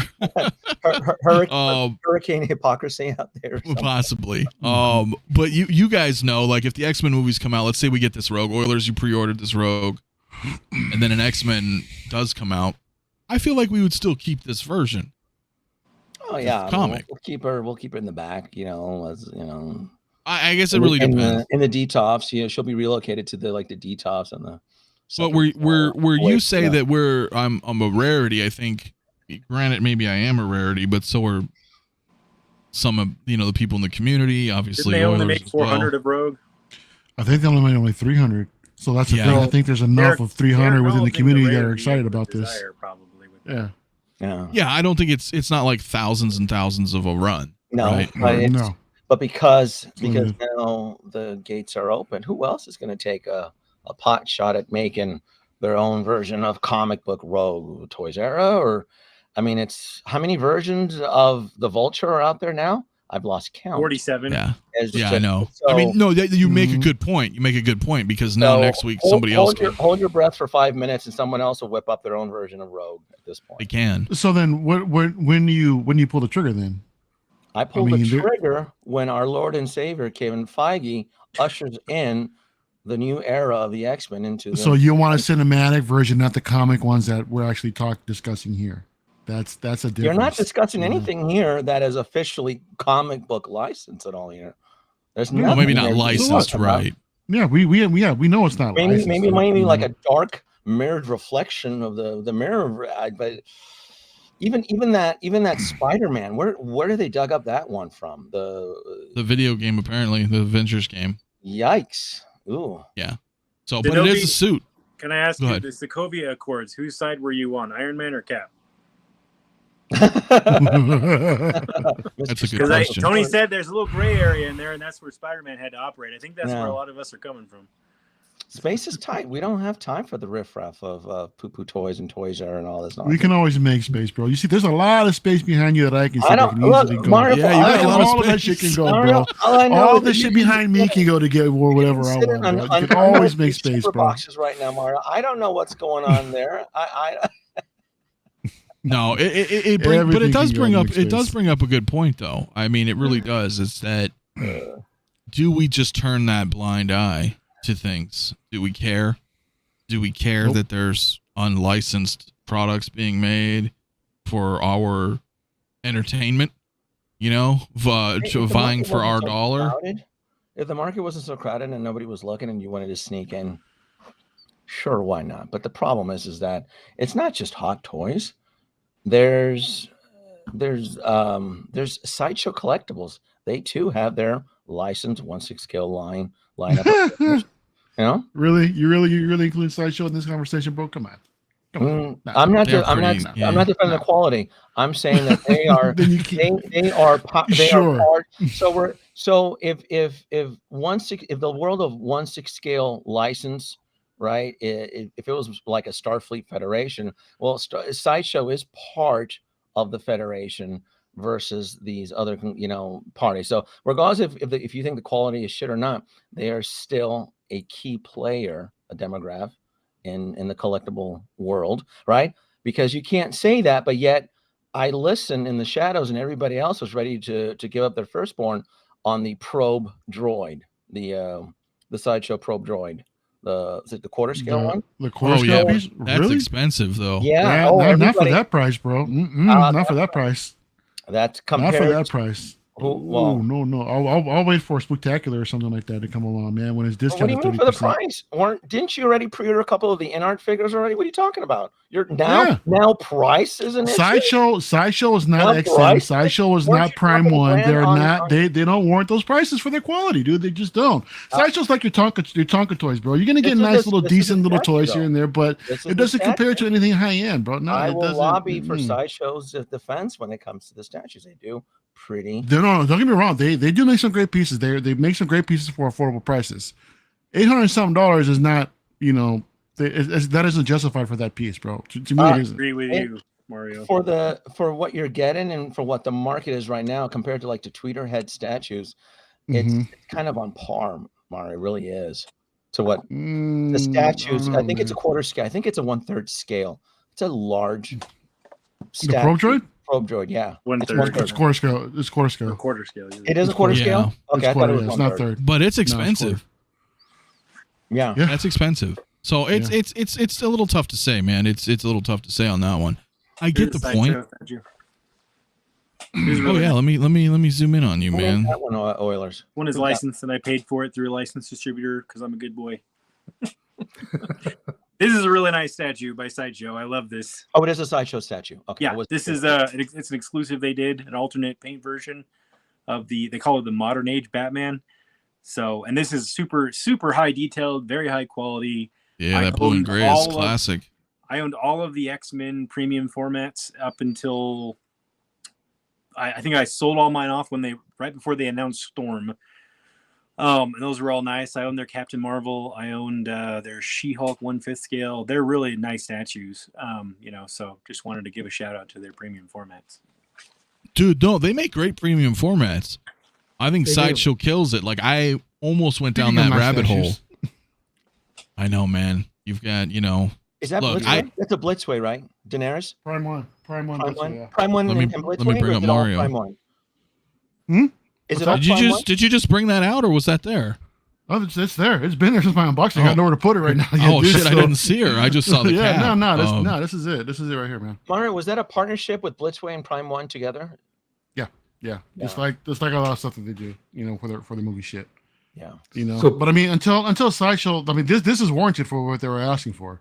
I mean, look at this display. In my opinion, so I don't think for what Sideshow is asking for, the probe droid isn't really warranted. It's just it's pretty simple. Well, what does this piece retail for? I think it was $1,200, I believe. I thought it was more. I thought it was $1,500. You sure, Mario? Don't downplay the price now. Let me double check. But It looks amazing. About that. It does look nice. So Blitzway makes the prototype, and then Prime One is manufactures. What's the deal? It's just a partnership. I don't know. They split the work or something. Yeah. I think they're more involved with the head sculpts, the same way that they did the Joker, the third scale. Okay. Yeah. But yeah. Is it Blitzway who made the dragon, a 1/6 scale dragon that I really, really wanted? Was it Prime One? No, the 6 scale, I think that was like a full grown? No, the Drogon? the Drogon one, right? Yeah. Yeah, that was I never had space for it. I came close a couple times to picking it up. I think it was Blitzway. It was Blitzway or one of the other 3-0. Thanks, AJ. 3-0. There you go. That's what it was. Okay. Yeah. Yeah. Okay. That's a tough one, though. I mean, Zenobia brings up a point. I know we're kind of segueing off, but that is what we talk about, as collectors, that like, even though, that you're saying there's so many other companies and other figures coming out, I also, I get the itch. I know Mario clearly does. I'm sure Desi Oilers, you do as well, that we start looking at other things too that aren't just 6 scale. Oh yeah. Right. Mm-hmm. You start looking at different, scale statues, or even the smaller ones like those Iron Studio 10 scale X-Men. And Lady Deathstrike and that Sauron. Oh my gosh, those are awesome. I think everything they've made so far is awesome, but I just couldn't get into it. There it is right there. $11.99. Nice. By the way, does anybody here have any of the Iron Studios 1/10 scale stuff? I don't, but I'm just wondering, like, what does it look like in hand? Is it really that detailed, or is it no? 'Cause it's I had one piece. I've seen them. Oh, you did. How was it, Denobi? Was it like good, okay. or it was all right?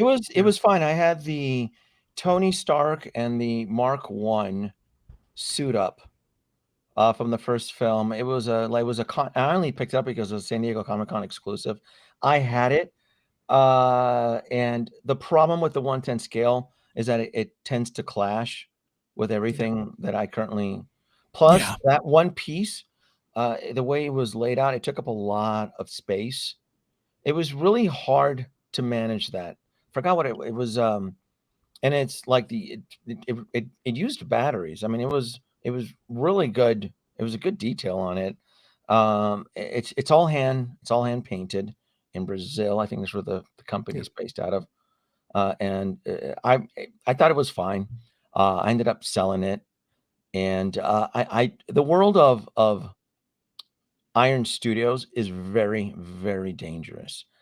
This company is, I think, they have every IP. I think I'm gonna give them extra. I think they're extremely powerful, dangerous, and super uber rich, and they have their claws in every IP. That's pretty damn impressive. So to fall into that well of Iron Studios dedication, I think would be extremely dangerous. You'd run out of space very, very quickly. Not to mention that those 1/10 scale pieces come in giant foam boxes. Then you have to ask yourself, what are you going to do? You're going to throw the box away? Are you going to pay for remote shipping? Do you have space? So it's a slippery slope. I give 100% full respect to Iron Studios, and my thoughts and prayers to anybody that's devoted to collecting them, because they have, I mean, what is it? They have everything. Jurassic Park, Back to the Future. They have E.T., Jaws, Thundercats, He-Man, right? X-Men, GoBots. MCU. Yeah, everything. Well, that was my problem with this. That's my problem with their X-Men line, because their X-Men line truly are comic accurate X-Men. Yeah. Yes. And I've had to hold back. I had to. I'm with you, bro, because I would no longer be collecting 6-scale figures. I was talking with Gem Man Collectibles. I've chit chatted with him a while, and he about the Sentinels, the 3 Sentinels they made. Have you seen those? Oh, dude, I almost bought the other one the other day because it was like, I know, I was like, I was talking to him, and he's like, dude, and he got rid of all of his premium formats just for the Sentinels, and he put all 3 Sentinels up, and I'm like, don't. That's like $6,000. I know. I mean, I'm really hoping. I'm really hoping that when the Iron Studios Back to the Future Mark II diorama ends up in stock, I pray and hope that there's maybe a 30% coupon applied. Because if it is, I'll pick it up. I will most likely. I just think for the retail, I think they're asking, was it $2,200? Yeah, that's no. And but what I find. And I don't think it's worth it. I really don't. But the problem is that what they've been able to do is they've been able to capture a specific moment and scene of the film, and that's really hard to do. I mean, you could Hot Toys can make a Marty McFly from Part 2, and you can have like the jacket, and it's from like the first act of the film. But the fact that they were able to recreate a scene in statue and in decent detail. It's not the best because I did 4K blasted and so forth. I'm like, the details is not really there when you get it way too close. But the fact that they were able to capture that and especially in hover mode, in the alleyway, I think is still somewhat impressive. But the $2,200 or whatever they're asking for, hell no. I would only buy the car statue. I wouldn't even buy Doc Brown because I don't think they did a good job with him or Marty. I don't think that's Michael J. Fox. Yeah. But if it ever ends up in 30, because things are showing up at 30% on Sideshow, so I've been pulling the trigger on some random buys. I always look, and if it's 30%, people look at things differently with a 30% coupon. They do. Well, again, like Oilers was saying, man, when I saw that Sentinel, I was like, oh shit, dude, like that's a real tough one. But Mandalorian Huntress even brings that up. The Iron Studio Skeletor on Throne kicks off the Masters line in 2023, so they're going pretty hard on this stuff, man. It makes an interesting point too, as we're talking about this, guys, that with Sideshow doing all these 30% offs, and again, I told Zenobia, I told you, I think this is going to go all the way till the end of the year. At the minimum, it's going all the way till New Year's. So, do you guys feel that with Sideshow going hella crazy, selling shit like fire sale at this point, it's another situation that's kind of devaluing or destabilizing the secondary market? Oh, that's a good question. Anybody got comment on that? Yeah, sure, but I mean, they've got so much dead stock. What do you like? You got to get rid of the dead stock. Like, let's get it over with. So that's true, but at the same time, their deals have been timed, right? They're only good for for a day. So if you miss out, the price pretty much just goes back, to regular price. But granted, during the season, they were 13% off of most. I mean, that's not that much of a heavy discount, but it is a little bit something. But I don't think it's enough to warrant, any type of hit to the secondary market at all. Well, the reason I say that is because a lot of people are just looking at it like, oh well, shit, something's just going to go cheap on Sideshow. So why bother buying something used that within like retail reasoning, right? Like, let's say you wanted to sell your Shore Trooper, like, good luck. Yeah. You know what I mean? You'll actually loss. Yeah. If that, I'm actually waiting for Spider-Gwen to see if that actually hits some sort of heavy discount, and then I'll pull the trigger. I know it's low stock right now, but it's still low. It's low stock currently. I'm taking a risk on that one, so we'll see what happens. Well, what do you think, Oilers, on that, man? Do you think there's any? I mean, obviously Sideshow doesn't care. They don't care about a secondary market, but do you feel like that has an effect to it at all? Yes. It's hard to quantify, obviously, but just I mean, there's so many random things going on, especially if anybody follows just basic macroeconomic events right now. There's deflation is finally starting to happen in the background, which means people are going to be incentivized, companies are going to be incentivized to try to move stuff faster, even though they already were, because they had overstock. And so there should be more pushes from any company that carries any type of stock of anything, whether it's bathtubs or hot toys, to try to get stuff out as fast as possible until before the new stock that's been ordered and the end of the calendar year. So yeah, I mean, I think it's going to keep happening at least for the next, I don't know, 2 to 6 months. I think you're going to keep seeing deep discounts and possibly even deeper as we get to the end of November. And it probably will affect people's desire to pick up stuff on the secondary market. I know it has affected mine, admittedly. I've been like, oh, I'd like to get one of these and one of these, but then you're like, well, Sideshow's going to discount it, so maybe those will go lower on eBay, or people. And I've noticed things are going lower, and things are not really going higher. Things that were high are staying high, but they're going lower while they're staying high. If that makes any sense. Yeah. So yeah, it's a weird sort of kettle of fish right now, but I don't think you're going to see like a huge demand spike up for whether new or old products from any collectibles for the next. To be frank, I don't really think we're going to see much movement in the plus side of the market unless it's something that's very specifically rare until 2024. That's kind of how I'm feeling even now, like with what we've been seeing with the everything that's been a 2023 announcement thus far has been hitting these wait lists before they're even available. So I don't know if that's them trying to, like you said, between that and the sales, right? They're getting rid of a lot of stock, and is that also so that they can make room for new stock? But at the same time, the new stock that's coming in, they're selling out before it even gets in. So I wonder, they're changing everything around us now. So I don't know if, like you're saying, up into 2024, if this is going to continue where we're like, oh shit, we may have to pre-order again because things are now hitting, as we've all seen. And Mario just pointed out Spider-Gwen's low stock, so she's probably going to get waitlisted. But she's been around forever. But, the other stuff just went waitlisted, as we all see. Things are happening every week. Something's going waitlisted, and we're like, what the hell? It's not even out yet. So I know that they don't want to keep a lot of shit, right? Clearly, right? Because they're just sitting on stock. That's what they're doing right now, trying to get rid of everything. But moving forward, is that going to... I'm wondering if that's going to deter people from collecting or if it's going to encourage people to continue collecting. To be completely frank, I think it's going to deter more people than encourage more people.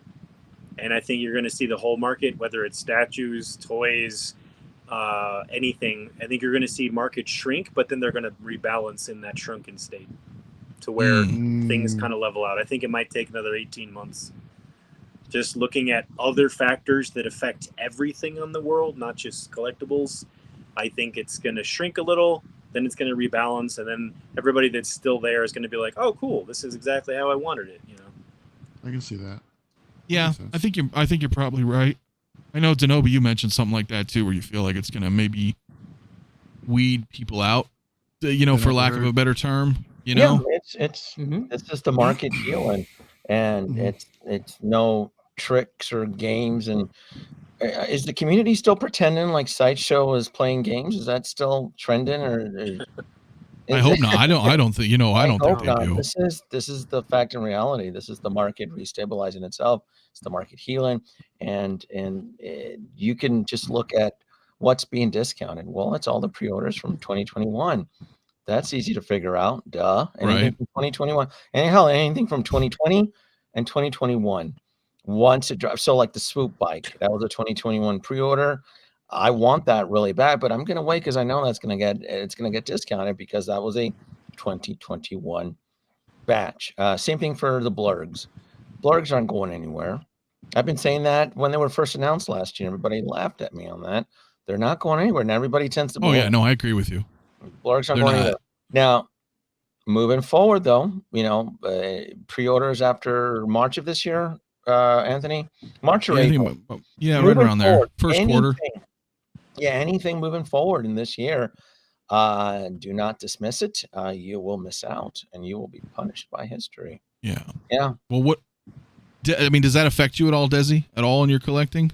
What's been going on? Well, just like 𝗕𝗏𝗧 was saying, like if I really want something that went up for pre-order after March, more or less, maybe February, I'm gonna pre-order it, right? But for 2021 stuff, stuff that went up for pre-order in 2021. Uh-uh. That I still want that Snyderverse 2-pack with Batman and Black Suit Superman. I'm waiting. Oh, that's I'm good. holding on the discount. I haven't seen that get discounted yet. I know that. I'm waiting. Right. I'm like, I'm good. You know. Yeah, they're holding on to that one. You're right. I haven't seen that 2-pack show up discounted yet. I've got a bunch of coupon codes and none of them work for that set either. So they don't. Off on it. Yeah, that set is gold because everybody knows once it sells out, you will be punished. Oh yeah. Yeah. No, I agree. Plus, it's the new bodied Nightmare Bat because I had the original one. They made some major improvements even on the Nightmare Batman. Yes. Yeah, it's more rigid. Yeah, it's you can. Oh yeah, and then plus it's the black suit. It's Superman always holds value. Superman always sells. You can't go wrong. So yeah, Sideshow's holding on. Boy, they're holding on to those eggs. Yeah, but again, that because of the order date of it, it's gonna be around for a while, right? So we're still hoping that we'll get like a discount or price. That $500 price is it's with our current economy right now. $500 pill is it's hard to swallow right now. But man, oh man, when that thing hits low inventory, low stock, it'll probably disappear within 48 hours. Yeah. The minute that goes into low stock, low inventory, nobody is going to sleep on that because they know it's either you buy it now or you're going to end up with the wrath of eBay. So, Agreed. Well, it's interesting, looking at eBay, even some of eBay's current prices of these 2020, 2021s are like cheap. Everything's just flooded right now. So it's, I mean, Mario, you're trying to backtrack. So some stuff right now is okay to buy. It's a buyer's market for some of the old shit. Oh, definitely. But I mean, yeah. Oh, yes. But do you feel actually that changes for you? Go ahead, Mario. As far as the whole situation now, like right now you're feeling like, oh, well, I can buy some of these older figures cheap. And then with Sideshow doing all this quick pre-order, it's definitely, it has an effect on you, I'm assuming. A little bit. I mean, I haven't really pre-ordered anything like a standard release in a while. What I do tend to pick up is anything that's exclusive. That's a timed exclusive. I'll go ahead and jump on, stuff like that. Stuff like that I picked up. Recently, I've just been picking up just whatever's in stock. So my pre-order list has been gradually shrinking, but it does kind of make me reconsider my strategy a little bit. But at the same time, I don't know. I mean, I can. There's other places other than Sideshow to pick these figures up. So when I start seeing everyone else running out of inventory, then it's going to be like, okay, then it might be time to go ahead and pull the trigger on a pre-order that I'm that I'm interested in. If it's not a Sideshow exclusive, but as of right now, no, it hasn't really affected me much. But like I said, it just makes me like rethink my strategy a little bit. Yeah, I get that. You have to adapt. Yep, just adapt. Yeah. Well, and that's kind of what we've all been trying to do, right? It's just interesting to hear from everybody's perspective because it's not, it definitely does impact people in some manner, right? We can't just casually dismiss it like you were saying, like, oh, they're playing games with us. Clearly it's something different. It's going to be horrible first quarter of next year. I think I told you, I think the first quarter of next year is going to be a bloodbath. It's going to be chaotic. I can tell you right now, everybody is going to suffer from the Attack of the Clones pre-order lineup because the telltale signs are there already. C-3PO, Attack of the Clones, you could only pre-order a max of 3 now. Those are the early signs. That is the canary in the coal mine. If folks, what was it before? You could order a max of 6, and every time you add them to the cart and it shrinks, that means inventory is dropping. That's how you test the waters. That's our early detection system. It's not guaranteed, but you can kind of. So, for example, if you put R2D2 into your cart, you can pre-order 6. C-3PO, only 3. The battle droid, you can only pre-order 3. The clone pilot and the regular clone, max 3. Wow. That is trending into that these characters probably by January, if I had to guess, are gonna go into low inventory warning and then so forth. So like I told Anthony, I go, people are gonna get punished by the Attack of the Clones line. Nobody pre-ordered this line. This line is gonna create chaos within the Star Wars community. I promise you. Oh yeah. Oh yeah, dude. Shit. Real quick though, let me shout out to brother Cousins, my brother, man, from another mother.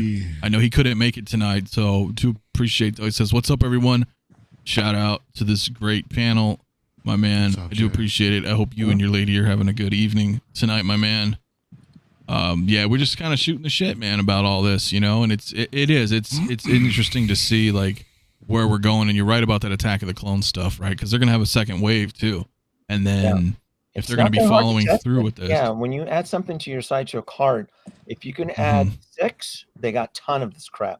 If you can only, and then at one point it'll show you can only add 2, and that's usually very close to low batch, low inventory. So I'll confess, I haven't pre-ordered the Battle Droid or the Clone Trooper or the Clone Planet, but those guys are coming home. I'm not going to miss out on the Battle Droid.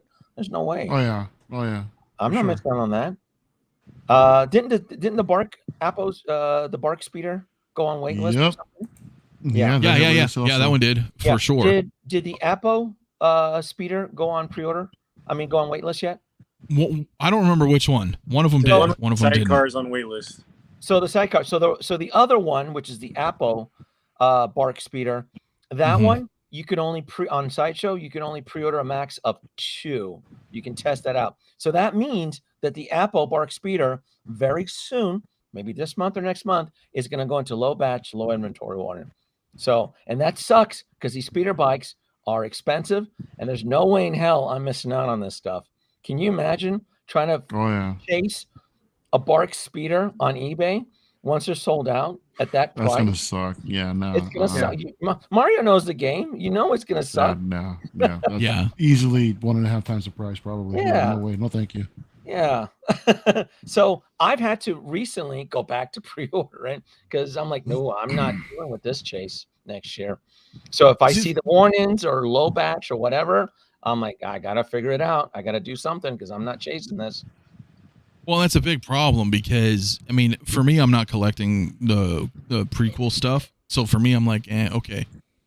I'm like, oh, it went on waitlist. Like, I'm not even caring. I care because of, being a content creator. So obviously I'll report and talk about it. But as a collector, I'm kind of like, all right, I get it. It's gone. No big deal. But I can't ignore the fact that just because I don't want it doesn't mean that other people do want it and what effect it's going to have on them, right? Because, when Bespin Luke fucking hits waitlist, and I know he's gonna hit waitlist before he is out. I haven't pre-ordered Bestman Luke, but he's coming home, so I'm like everybody else. The minute I see low batch warning, I got to figure something out. He's coming. Yep. That's where I'm like, so I get it, right? And it's not to. And somebody in the chat said it earlier. Forgive me, I forgot who, but it's like I'm not gonna get it just because it's low stock, right?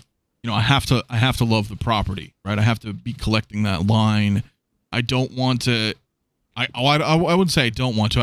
I could say it's Classic Trilogy. I'm already devoted to Classic Trilogy. Yeah, Classic. I'm down. It was already on my schedule. The reason why I haven't pre-ordered him like Mario and 𝗕𝗘𝗖𝗢𝗠 is that I'm trying to work out a schedule here because there are some heavy hitters coming in about 6 months. Yeah, so it's timing. Timing, right? All about timing. It's it, and unlike a lot of people, I plan on purchasing 2 DeLoreans. So I need to figure that out now because I don't trust this market right now, and I don't want to chase it. The DeLoreans, I mean, it can blow up double the price within a couple. So it's I like the vehicles, but again, everybody has an acquired chases. I told you too. I recently. I think you just pre-ordered yours too, didn't you? Yeah, I set up my DeLorean last month. You got stoked. You're like, I don't want to chase this, because I'm good. I was like, look, I said, fuck it, I'm getting it. I put down the NRD, which I think was $82. I think is what is the DeLorean 820. So it's 10%. Yeah, I just pre-ordered. I didn't even do the payments. I should. No, I always do payments, bro. Like if I want something like that, and the reason being is it's because I can manage that 80 something a month, and just be like, okay, cool, because. I would hate to have pre-ordered the DeLorean, right? Put down my NRD, had no payment plan, and then they drop that shit on me, and they're like, "Hey, you owe $800." it's ready, and I don't have $800 just sitting around to be like, oh, thank you, Sideshow. Here's my, with pleasure. Here's my almost $1,000. So I figured now was a good time because, like we were talking about, just a minute ago, is planning and timing. So I thought, well, if I start the pre-order plan now, the payment plan now, by the time it's paid off, it should be ready to be shipped, right? So it's kind of like the 𝗕𝗘𝗥𝗖𝗢𝗠𝗘, right? The 2-pack. When the 2-pack dropped, the day it dropped, I picked it up from Spec, right? I put down the NRD for him and just instantly set it up as a payment plan. So my payment plan's effectively done. I only owe like 2 more payments on that Joker of like $80 each. So at the end of the day, if he's like, oh, it's here, I could pay off the balance of $160, or which I don't suspect he'll have it, the same time Hong Kong does. So on the 22nd, I pay $80, and then December 22nd, I pay the other 80, and he's 100% paid off. I much prefer something like that on a larger purchase, right? That's $1,000, or the DeLorean, So it's like, hey guys, it's ready to ship, and you're like, fuck yeah, man, I've got it paid off. Like, no sweat. Like, and I'm telling you, you don't know if it's going to go in a wait list after it arrives on Sideshow. You just do not know. It could sit there and go in a discount, or it can go in a wait list immediately. The larger vehicles like that, I remember a few months ago, someone says, well, it could end up like the 𝗣𝗘𝗥𝗖𝗢𝗠𝗕. It could sit and linger like the 𝗣𝗘𝗥𝗖𝗢𝗠𝗕. It may not. It really depends. Can you afford to chase it if it sells out? I hate to chase that on eBay. That's a tough one. And Brother Cousins here, I mean, he's just as crazy as you, working on 2 DeLoreans. Wow. I love Back to the Future, guys. I can't do 2. I gotta have 2. I got a minimum 2. I gotta have 2, and not even to flip. It's just I want 2. Right. You guys just want 2, and I mean, look, I would like to have them too, but at the same time, it's at least I'm getting 1. Right. I want to. And then around the same time too, if any Ghostbusters fans out there, that 𝗦𝗢𝗠 is creeping. It is. That Afterlife. Everybody bitched and moaned in 2020. I remember, I want the 𝗦𝗢𝗠. Well, you're given the opportunity now. And then remember, next year is Ghostbusters year. They've already got a date lock in stock for the next for the Ghostbusters Afterlife sequel. The kids and the mom are going to New York now. So with Uncle Winston, so it's going to be Ghostbusters Pandemonium next year. So yeah, I know it's something I want to have that as well, man. You don't do Ghostbusters, right, Mario? You don't. I want to. I really want to. I really did like the Ghostbusters, man, but I just didn't want to pay. I mean, at the time, what were they, $1,000 when they came out or something like that? For the 900, but yeah, or 900, yeah. I just said I'd get them later, but I didn't expect for them to sell out as quickly as they did. So and now I'm like, shit. I was in the same foolish boat because there are people outside of 1/6 scale, just like Back to the Future. They don't even know what the hell a 6 scale word means, or Hot Toys, or Sideshow, or any of these common knowledge things that we know.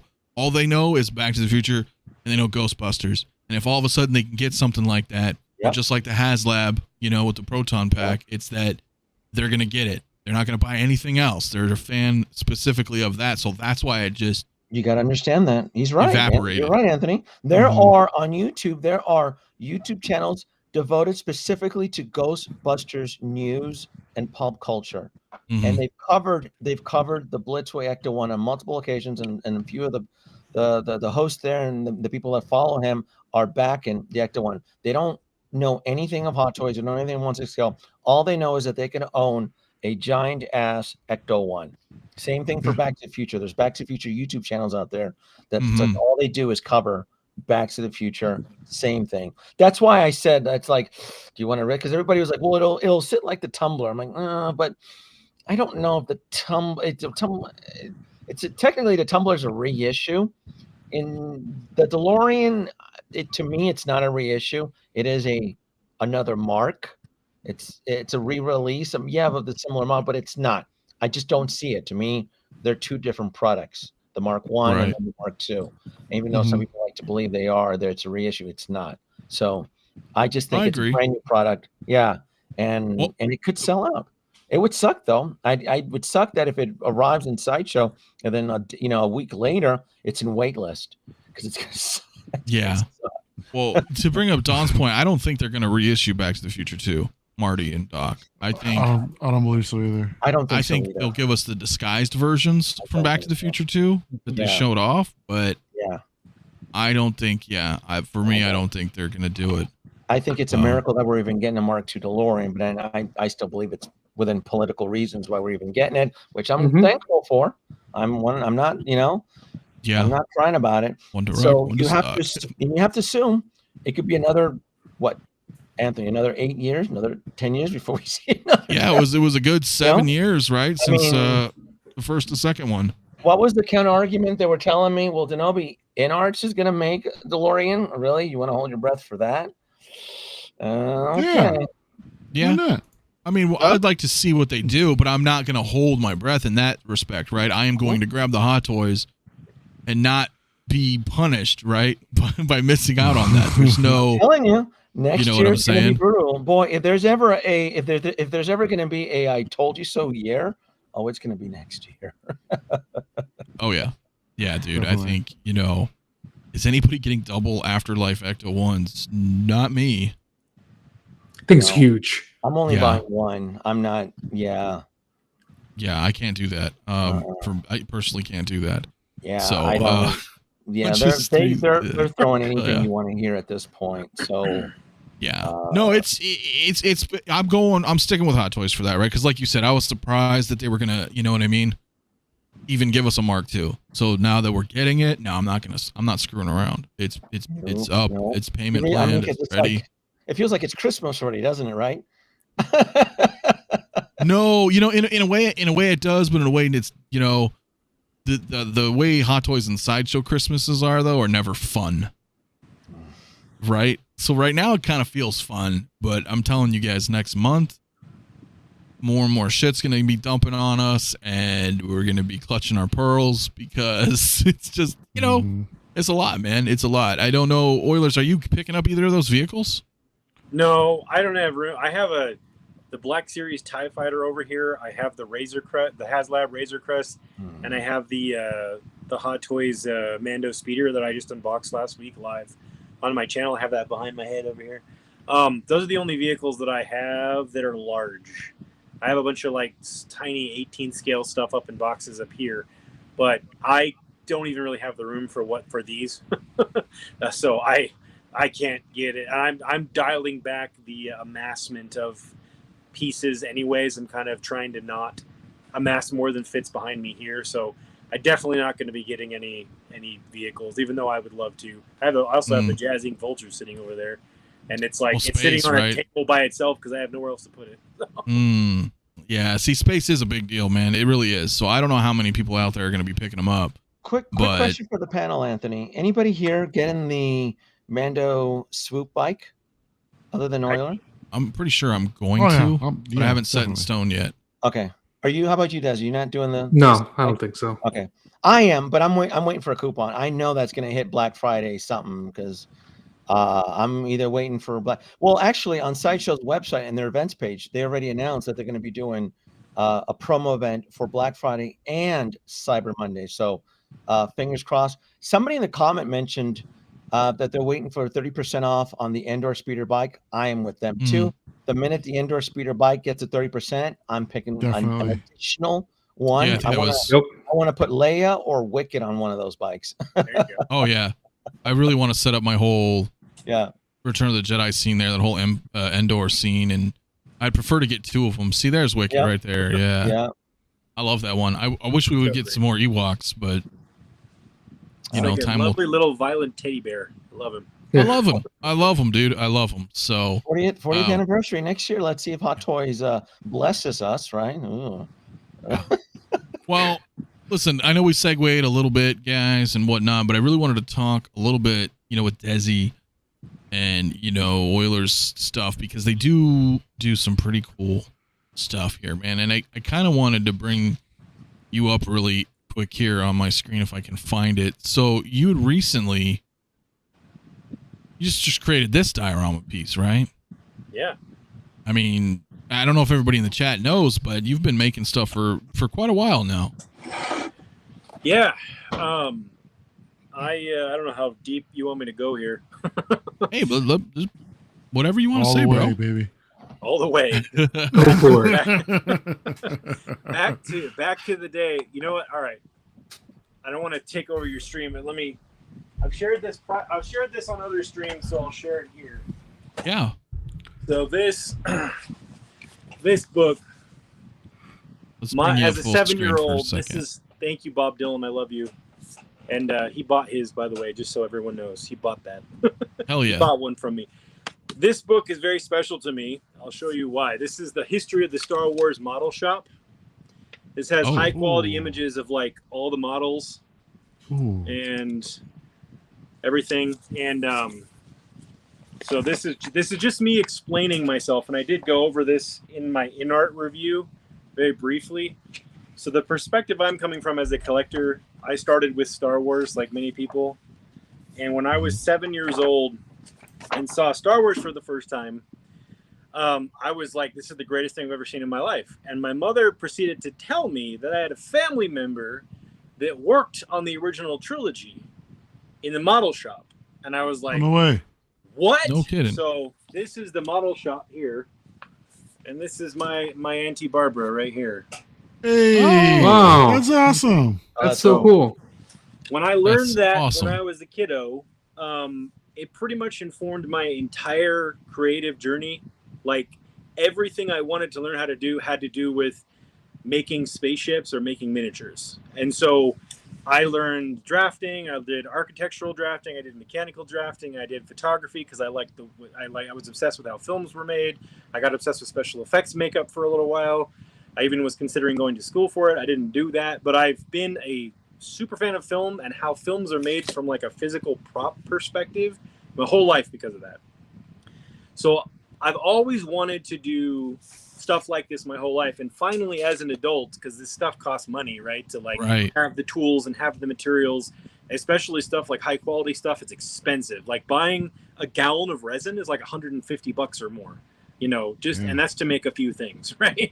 And so, and then you have to experiment, then you have to learn how to do it. So finally, about 10 years ago, I started to have some space, which is what you see around me. And I had some tools, and I'm like, hey, maybe I should try some of these things that I learned about growing up more than I had been able to as a kid because I had no money. And so I've been doing that for like the last 9 or 10 years. And so on my channel, we make stuff. We made this live. This is a danger room transforming into the 𝗕𝗔𝗦𝗓. Dude. Yo, come on That's now. awesome. So I made this for the Cajun card dealer. I have that figure up there in a box. I put him away. I didn't have him out. But this is supposed to be my take on the danger room transforming into the 𝗕𝗔𝗦𝗓. Cool. You can watch the entire thing on my channel, my live streams, if you want to see how I make this. That is badass, 33 hours. That was a cool process. I saw that. I saw those live Wow. shows. Yeah. You stuck around for 33 hours? Yep. All at once. All at once. No. You're crazy. But thank you. No, so that is the kind of stuff that I do, and that's why I do it. And that's why I love what I love. So now I'm trying to find a way to translate that into not just making one-off custom pieces for individuals, because I do that. I have a long list of commissions. I'm taking care of everybody very slowly because it's a slow process. But I was like, I need to find a better way to serve people and the community. And so I decided to start testing about 1.5 years ago, casting my designs and making them into like actual products. And so this was the first one that I came up with. So I sculpted the first one of these by hand, and I cast it and molded it and cast it. I did 3 like artist proofs once I had kind of figured out the process. I gave those away because they had minor flaws in them. But they're still, they look nice, but they had a couple little flaws. So I gave those away. One of them I gave away on the Toy Migos channel, and 2 of them I gave away on Nate's channel. And so, but I once I was confident that I could make a run of these and like make them all the same and the same quality, I've now released these for sale. So I'm going to make 100 of these as they're ordered. They're sort of pre-order, sort of made to order.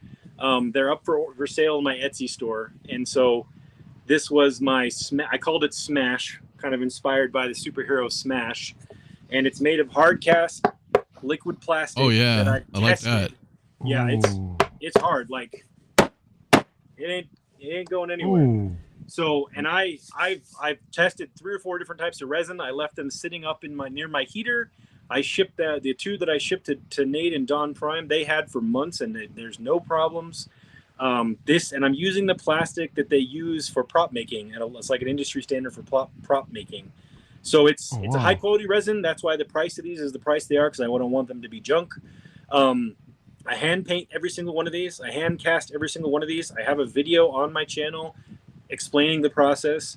And I'm going to limit these to 100 because I want to make other designs. So I don't want to just make this. I want to make this, and then I want to make something else, and then I want to make something else. And so I designed this. I made it. I've got about 17 made. The first 7 were shipped out last Monday. I'm shipping the next 5 out in 2 days, the next Monday, and I've got 4 more that I'm painting. And so as the orders come in, I make them and finish them and ship them in batches of like 4 to 7, depending on how many orders I get. And so I also designed, I'm totally shilling myself right now. I also designed a custom box for people.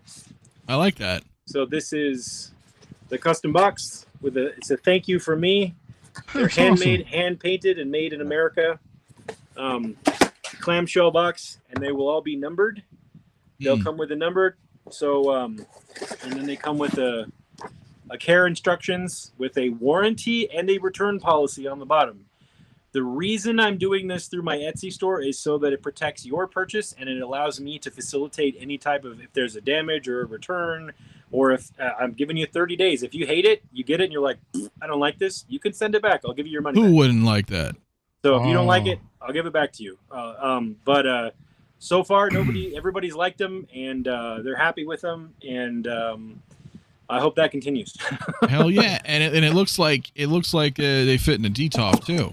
Yes, I designed them with that in mind. They're 12 by 12, give or take 1/8 of an inch, 12 by 12 inches. And if you go to my Etsy store and buy them, there's a discount code you can use. Bob Dylan, thank you. He put it in the chat. Mm-hmm. They're $159, but the shipping is free and in the United States. And you can use 𝗕𝗢𝗦𝗓 custom base to get $10 off if you want. That's valid till December 31st at midnight. And so that's what I'm doing. If it goes well over the next, however long it takes for them to sell out, or however many I sell until it slows down, if it goes well, I will release another thing that I've got in my mind. And I won't say exactly what it is because I'm still designing it, but I'm thinking something more in the sort of sandstone Egyptian theme that could go with a couple of different types of figures and everything. I'm trying to design everything to be multi-scale, so it could work with 1/6 or 1/12. So, Jordan, let me ask you this particular piece right here. This is insanely intriguing for me because what I'm envisioning is my original Mark III diecast doing in the ground pound pose, because that one, it comes with like a swappable part, where you can more easily achieve, that pose. Mm-hmm. But would you consider maybe down the future like doing something like this, but as an actual more like a traditional size of a base of a 6-scale figure base rather than like a full-on diorama piece? Yeah, that'd actually be easier for me. I would imagine so. Yeah, I would imagine so. But yeah, that's freaking awesome.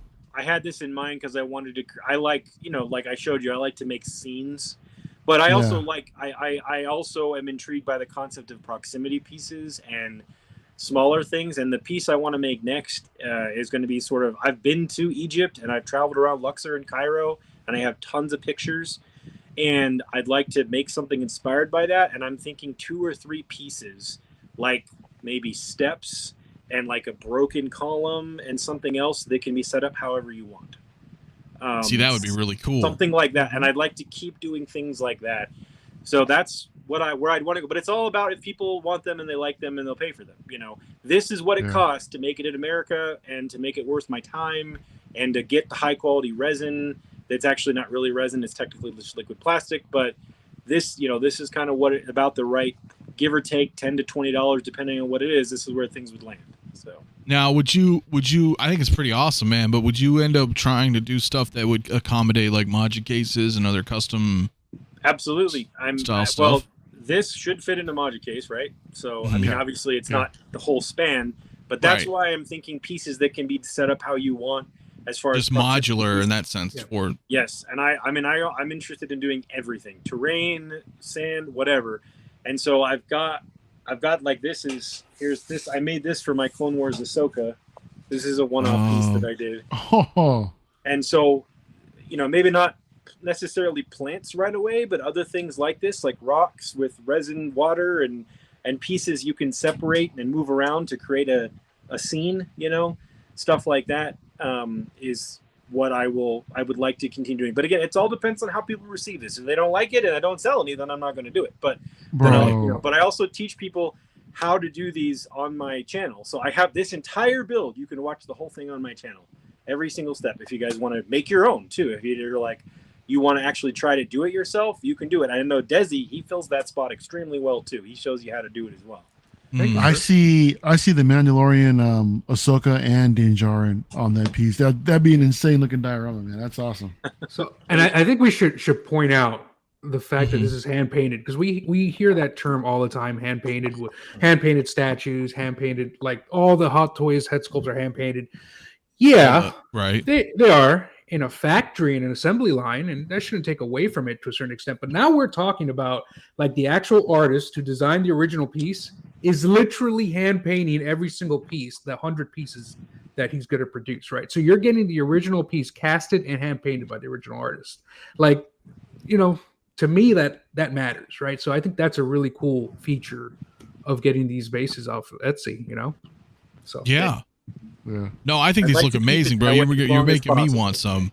Yeah. I want some really cool, because I love it, and I love what you do. I love what Desi does.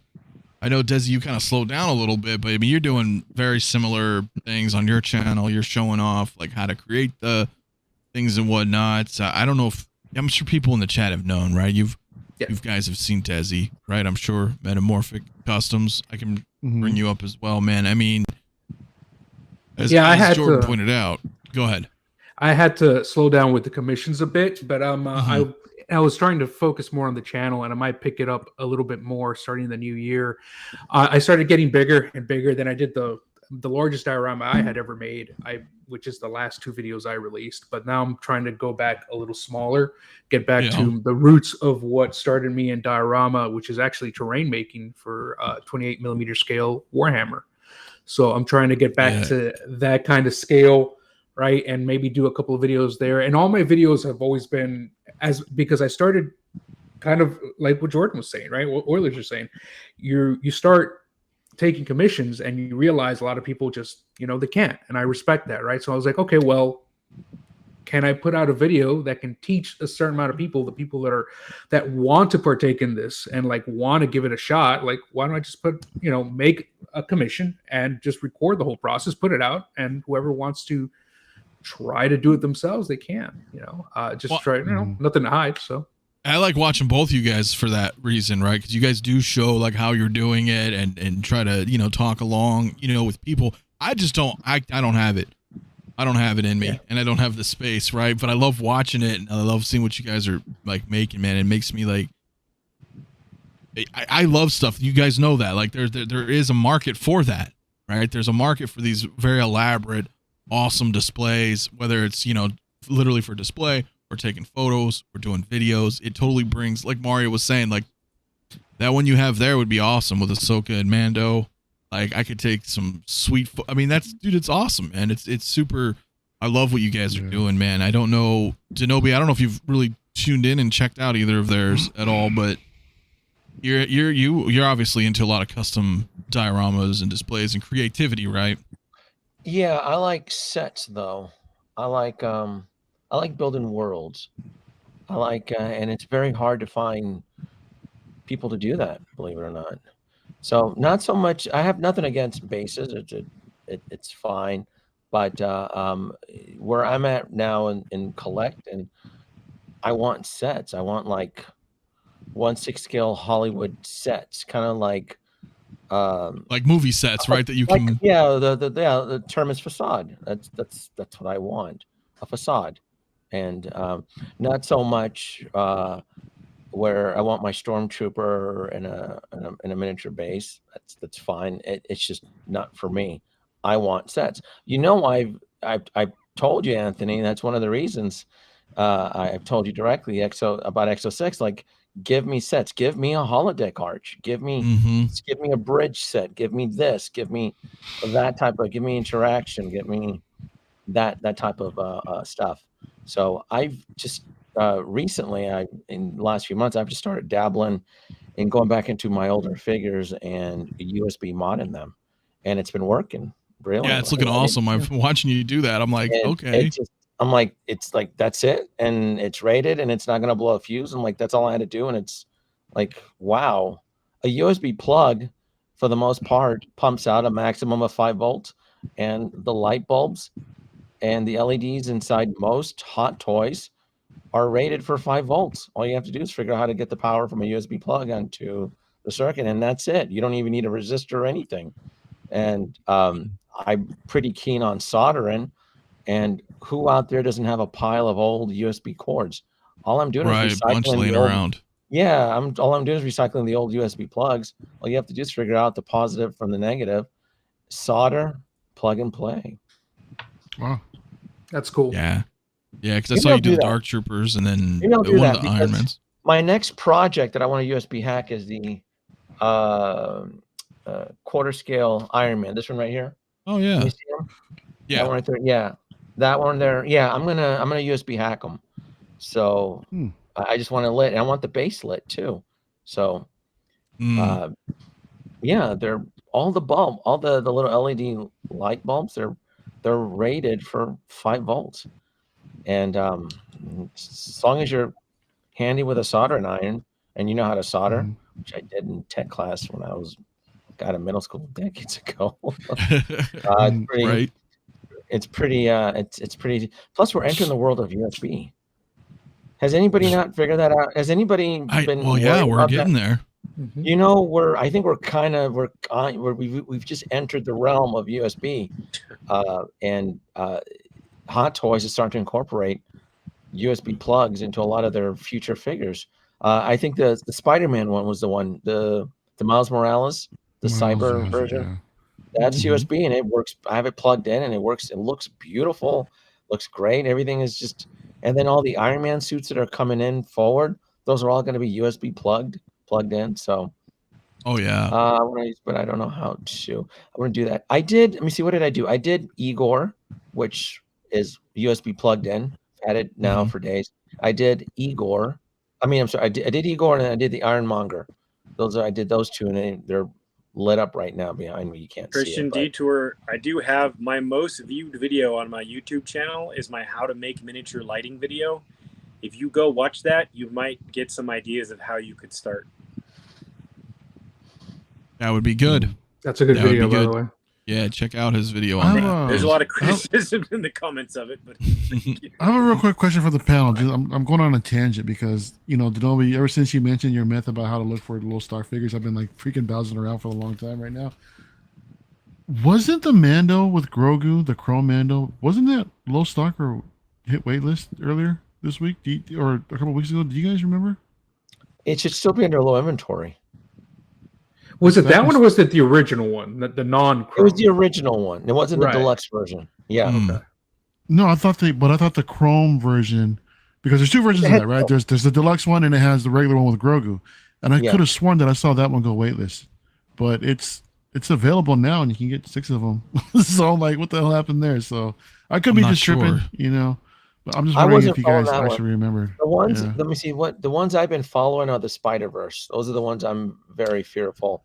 Like Green Goblin on the hover thing. Oh yeah, a lot of the Spider-Mans are all hitting waitlist. I pre-ordered Electro. Electro's gone, right? Isn't Electro waitlist?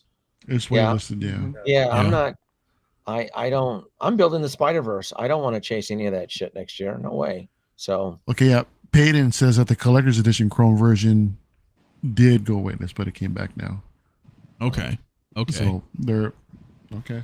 So was that a glitch Interesting. or is that? But did you, Mario? Did there. you test out with C3PO, the battle droid? Yeah, dude. Yeah. I went to go look at everything that's on my radar right now, and everything. I'm cool so far, but there's one. There's one in particular I'm looking at. I'm like, shit, I can only get like 3 of them, so maybe I should. Yeah.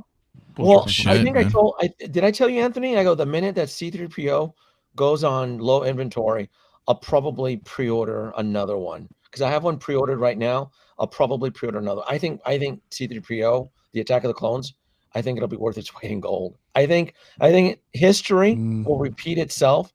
Has everybody ignored the Tamashii Nation C3PO for some weird reason? I know, right? I think it's just going to repeat itself. Oh, I didn't think nobody wanted C3PO, and now it's gone. until the gold version actually comes out, the one that everybody wants, But- and then watch that. But that's the plummet. thing with Hot Toys, though, Mario. We are speculating that we should get a golden version for Return of the Jedi. They may not. This is Hot Toys we're dealing with. It could be another 7 years before we see another season. It could. I don't want to Yeah. think like that, but it could. Yeah. But you know, hey, it's all good though, man. Yeah. So But- I digress, everybody. I'm sorry about that. No, of course, no. I think this was good, man. I really wanted to talk Yeah. a little bit about Desi, I don't- and- Jordan there with and- that. Who was the other one? We see like the Inquisitor and then Reva. I don't want those two right now, but if I see low inventory, would I be tempted to? Right, you might be pre-order them? tempted to grab it. You're like, oh shit, I may not be able to Yeah. get these again, and yeah, I agree. Like, are we really ever going to see another Reva again, or an Inquisitor, a Grand Inquisitor? Really? No. No, probably not. Probably not. It doesn't seem very likely. So, but anyway, guys, I think we're probably gonna wrap, dude. We hit that 2-hour mark. I know the daylight savings is all weird for everybody too, so I do appreciate everybody being able to join tonight and tune in tonight, man. And Oilers, it was great to have you and show off your stuff, man. I look forward to seeing what you're gonna do, man. That Egyptian sounds really cool too, man. Please, Pete, everybody, give me suggestions. If I'm going to make something and you're like, I'd never buy that, tell me, because I don't want to make it if no one's interested. So, No, that's a good point. It's a complete waste of my time. I don't want to do that. So if somebody's like, don't do that, do this, please leave it. Go to my channel, leave it in the comments. Go to my Instagram, tell me.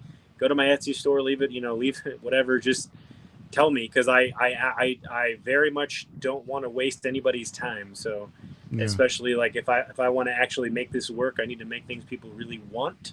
So please tell me what you're interested in, at least in the realm of what I said I'm able to do. Well, and how can they get a hold of you if they want to get a hold of you, man, to let you know stuff or ask questions or I spend anything? the most time on Instagram, and that's where I'm the most prolific as far as communicating directly with people. I'm on Facebook, but I only reason I got Facebook is because Instagram said I needed it to have the artist dashboard or whatever. So I'm only in Facebook to be in the groups. So you're better off DMing me on Instagram or commenting on my Instagram posts. And I don't even care if it's about the post. If it's just like, hey, I saw you on 6-Scale Mafia. That desert idea sounds stupid. Do this. That's fine. I think that would be awesome, man. So, no, I appreciate it, dude. Definitely, guys, check his stuff out. Go to the Etsy page if you want that. You are making, like you said, 100 of them. Yeah, I'm going to stop at 100. I mean, I don't know if I'll sell 100, but that was my plan, was like, I'm just going to cap it at that. If I sell 70, if I sell 30, that'd be disappointing. But if I get somewhere over halfway, I'll be happy. So. No, dude, it's awesome, man. It's awesome work, dude. I appreciate it, man. I do appreciate you coming on, man, and everything. And dude, it's awesome. It's awesome to have you guys. Come check it out, guys, if you haven't already. Again, message him on Instagram if you want any kind of details. Desi, I know you've been kind of taking a little bit of a break, but still pretty awesome, man. If you guys haven't watched Desi, obviously you his show Star people. Wars diorama is unbelievable. Like, I'm doing a big Star Wars project, and I watched his videos because I was like, I need some inspiration to make the big Star Wars thing I'm working on better. So if you want to make any type of a diorama and you want to learn, especially Star Wars, his last thing is incredible. Like, Thank you, sir. Thank you. Unbelievable. Thank you. Yeah, just check out the YouTube channel. A lot of tutorials, especially if you want to get into making dioramas, whether it's complicated or something small. Just check it out. And if you want to get in contact with me, either Instagram or Facebook. I have a story for you, Desi, real quick before you end. So, Desi, do you know Mr. X? I think I do. That sounds Extreme familiar. Channel? Yes. Okay. When I went to the InArt event, I got to meet Mr. X. He was there. Okay. And I just introduced myself to him because I've been watching his channel since he had like 1,400 subs. He's a goofball. And he asked me, he's like, oh, so what do you do? And I said, oh, I make dioramas, and I showed him a couple of my pictures, and he stopped me, and he's like, wait a minute, did you make that 1/6 alien diorama with the big chap alien in it, like with the biomechanical one? And I'm like, no, but I know the guy who did. And I pulled up your picture, and he's like, yeah, that's awesome. And I was like, okay. So, all right. I loved your alien diorama. Hell yeah. Well, that's cool, man. That's cool. Thank you. I love that one too, bro. Desi, I was like, oh, dude, no, you didn't. That's my favorite movie. I had to. I know. I was like, oh, I need that for my Ripley and my, oh my God, man. But no, it's awesome, guys. So make sure you guys check both of them out if you haven't. Obviously, Mario and 𝗕𝗏, you guys know who everybody is here. So we're going to probably dip out, man. I mean, unless you guys have something pertinent going on, either Mario or 𝗕𝗏 coming in the next day or so. Not much, man. Just thanks. Been a great stream tonight, man. It's great to meet with Oris tonight, man. Always great to see Desi and 𝗕𝗏, and yeah, it was a fun stream tonight, man. Hell yeah, man. Oh yeah, and same with 𝗕𝗏, man. I'm glad you were around as well. I feel like I've been away for it's only been 2 weeks, but it feels like I was sick for a little more than a week, and I'm just starting to I was feeling better. Yeah, feeling better. I was out sick for more than a week, and then work caught up, and so I'm just now starting to get back into YouTube land. Well, if something drops tomorrow, you maybe doing a run, or depends on what it is. Yeah. Make it cool. I'm waiting for it. I'm looking for an inspirational drop from Hot Toys. I haven't seen one yet recently. So well, and you just dropped your video too of that RC Batmobile too, didn't you? Yeah, I had fun playing. I'm still playing with it. Yeah, that thing looks pretty cool, man. I love that thing. Man. Yeah, hell yeah, man. Charging behind me. Yeah. Oh, is that what that is? Yeah. Okay. Nice. That's so cool, man. So yo, check that video out too on 𝗕𝗏's if you haven't. That is pretty cool. I didn't know they made that. Yeah. Mattel create. Yeah. There's Hasbro isn't the only one with their HasLab. Mattel has theirs, and it's called Mattel Creations. Got to keep an eye on them too. I know. I had no idea, and you were like, "Yeah, I got this RC," and I'm like, "What the hell is this?" I had no idea. Just in the wind. It's just not in my world, you know. So it's like you know me, if anybody knows me by now, I chase Kickstarters and crowdfundings. I chase grails because I haven't lost money in them yet, or value. They're a small amount. You never see them again. I guess Looking you're right. forward to that his tank. Oh, did you back it? Yeah, I did. Oh, nice. Yeah. Hell yeah. His tank is going to be another chase one. Yeah. Anything, because it's a finite number. You're not going to see it again. It's not like Hot Toys where they keep a pre-order open for 6 months and you don't know if it's going to be popular or not. So yeah, same thing for Mondo. Mondo does it too. Mondo Tees, and they're all doing it these days. So I sometimes don't pay attention to all of them, and then all of a sudden you're like, oh, that's out. I had no idea. Damn it. Yeah. So I sure do. Yeah. All right, guys. Well, we're gonna wrap, man. I hope everybody has a great rest of their weekend, man. I will be back Saturday night, probably same time, same channel, right, as Batman. Oh, and man, Kevin Conroy, man, I forgot about that, man. That's such rest in peace, man. Sad passing, yeah, man. So shout out to the true Batman. He's the true Batman for me. So he will be missed, man. Oh yeah, he's Batman. For you, you said for you. You said for you. He's Batman for me. Yeah. I know. Oh, Oilers, man. Look who showed up. Hell yeah, dude. So, on that note, guys, we are out of here, man. I hope you guys have a great rest of the weekend, and we will see you next week, man. Next Saturday, man.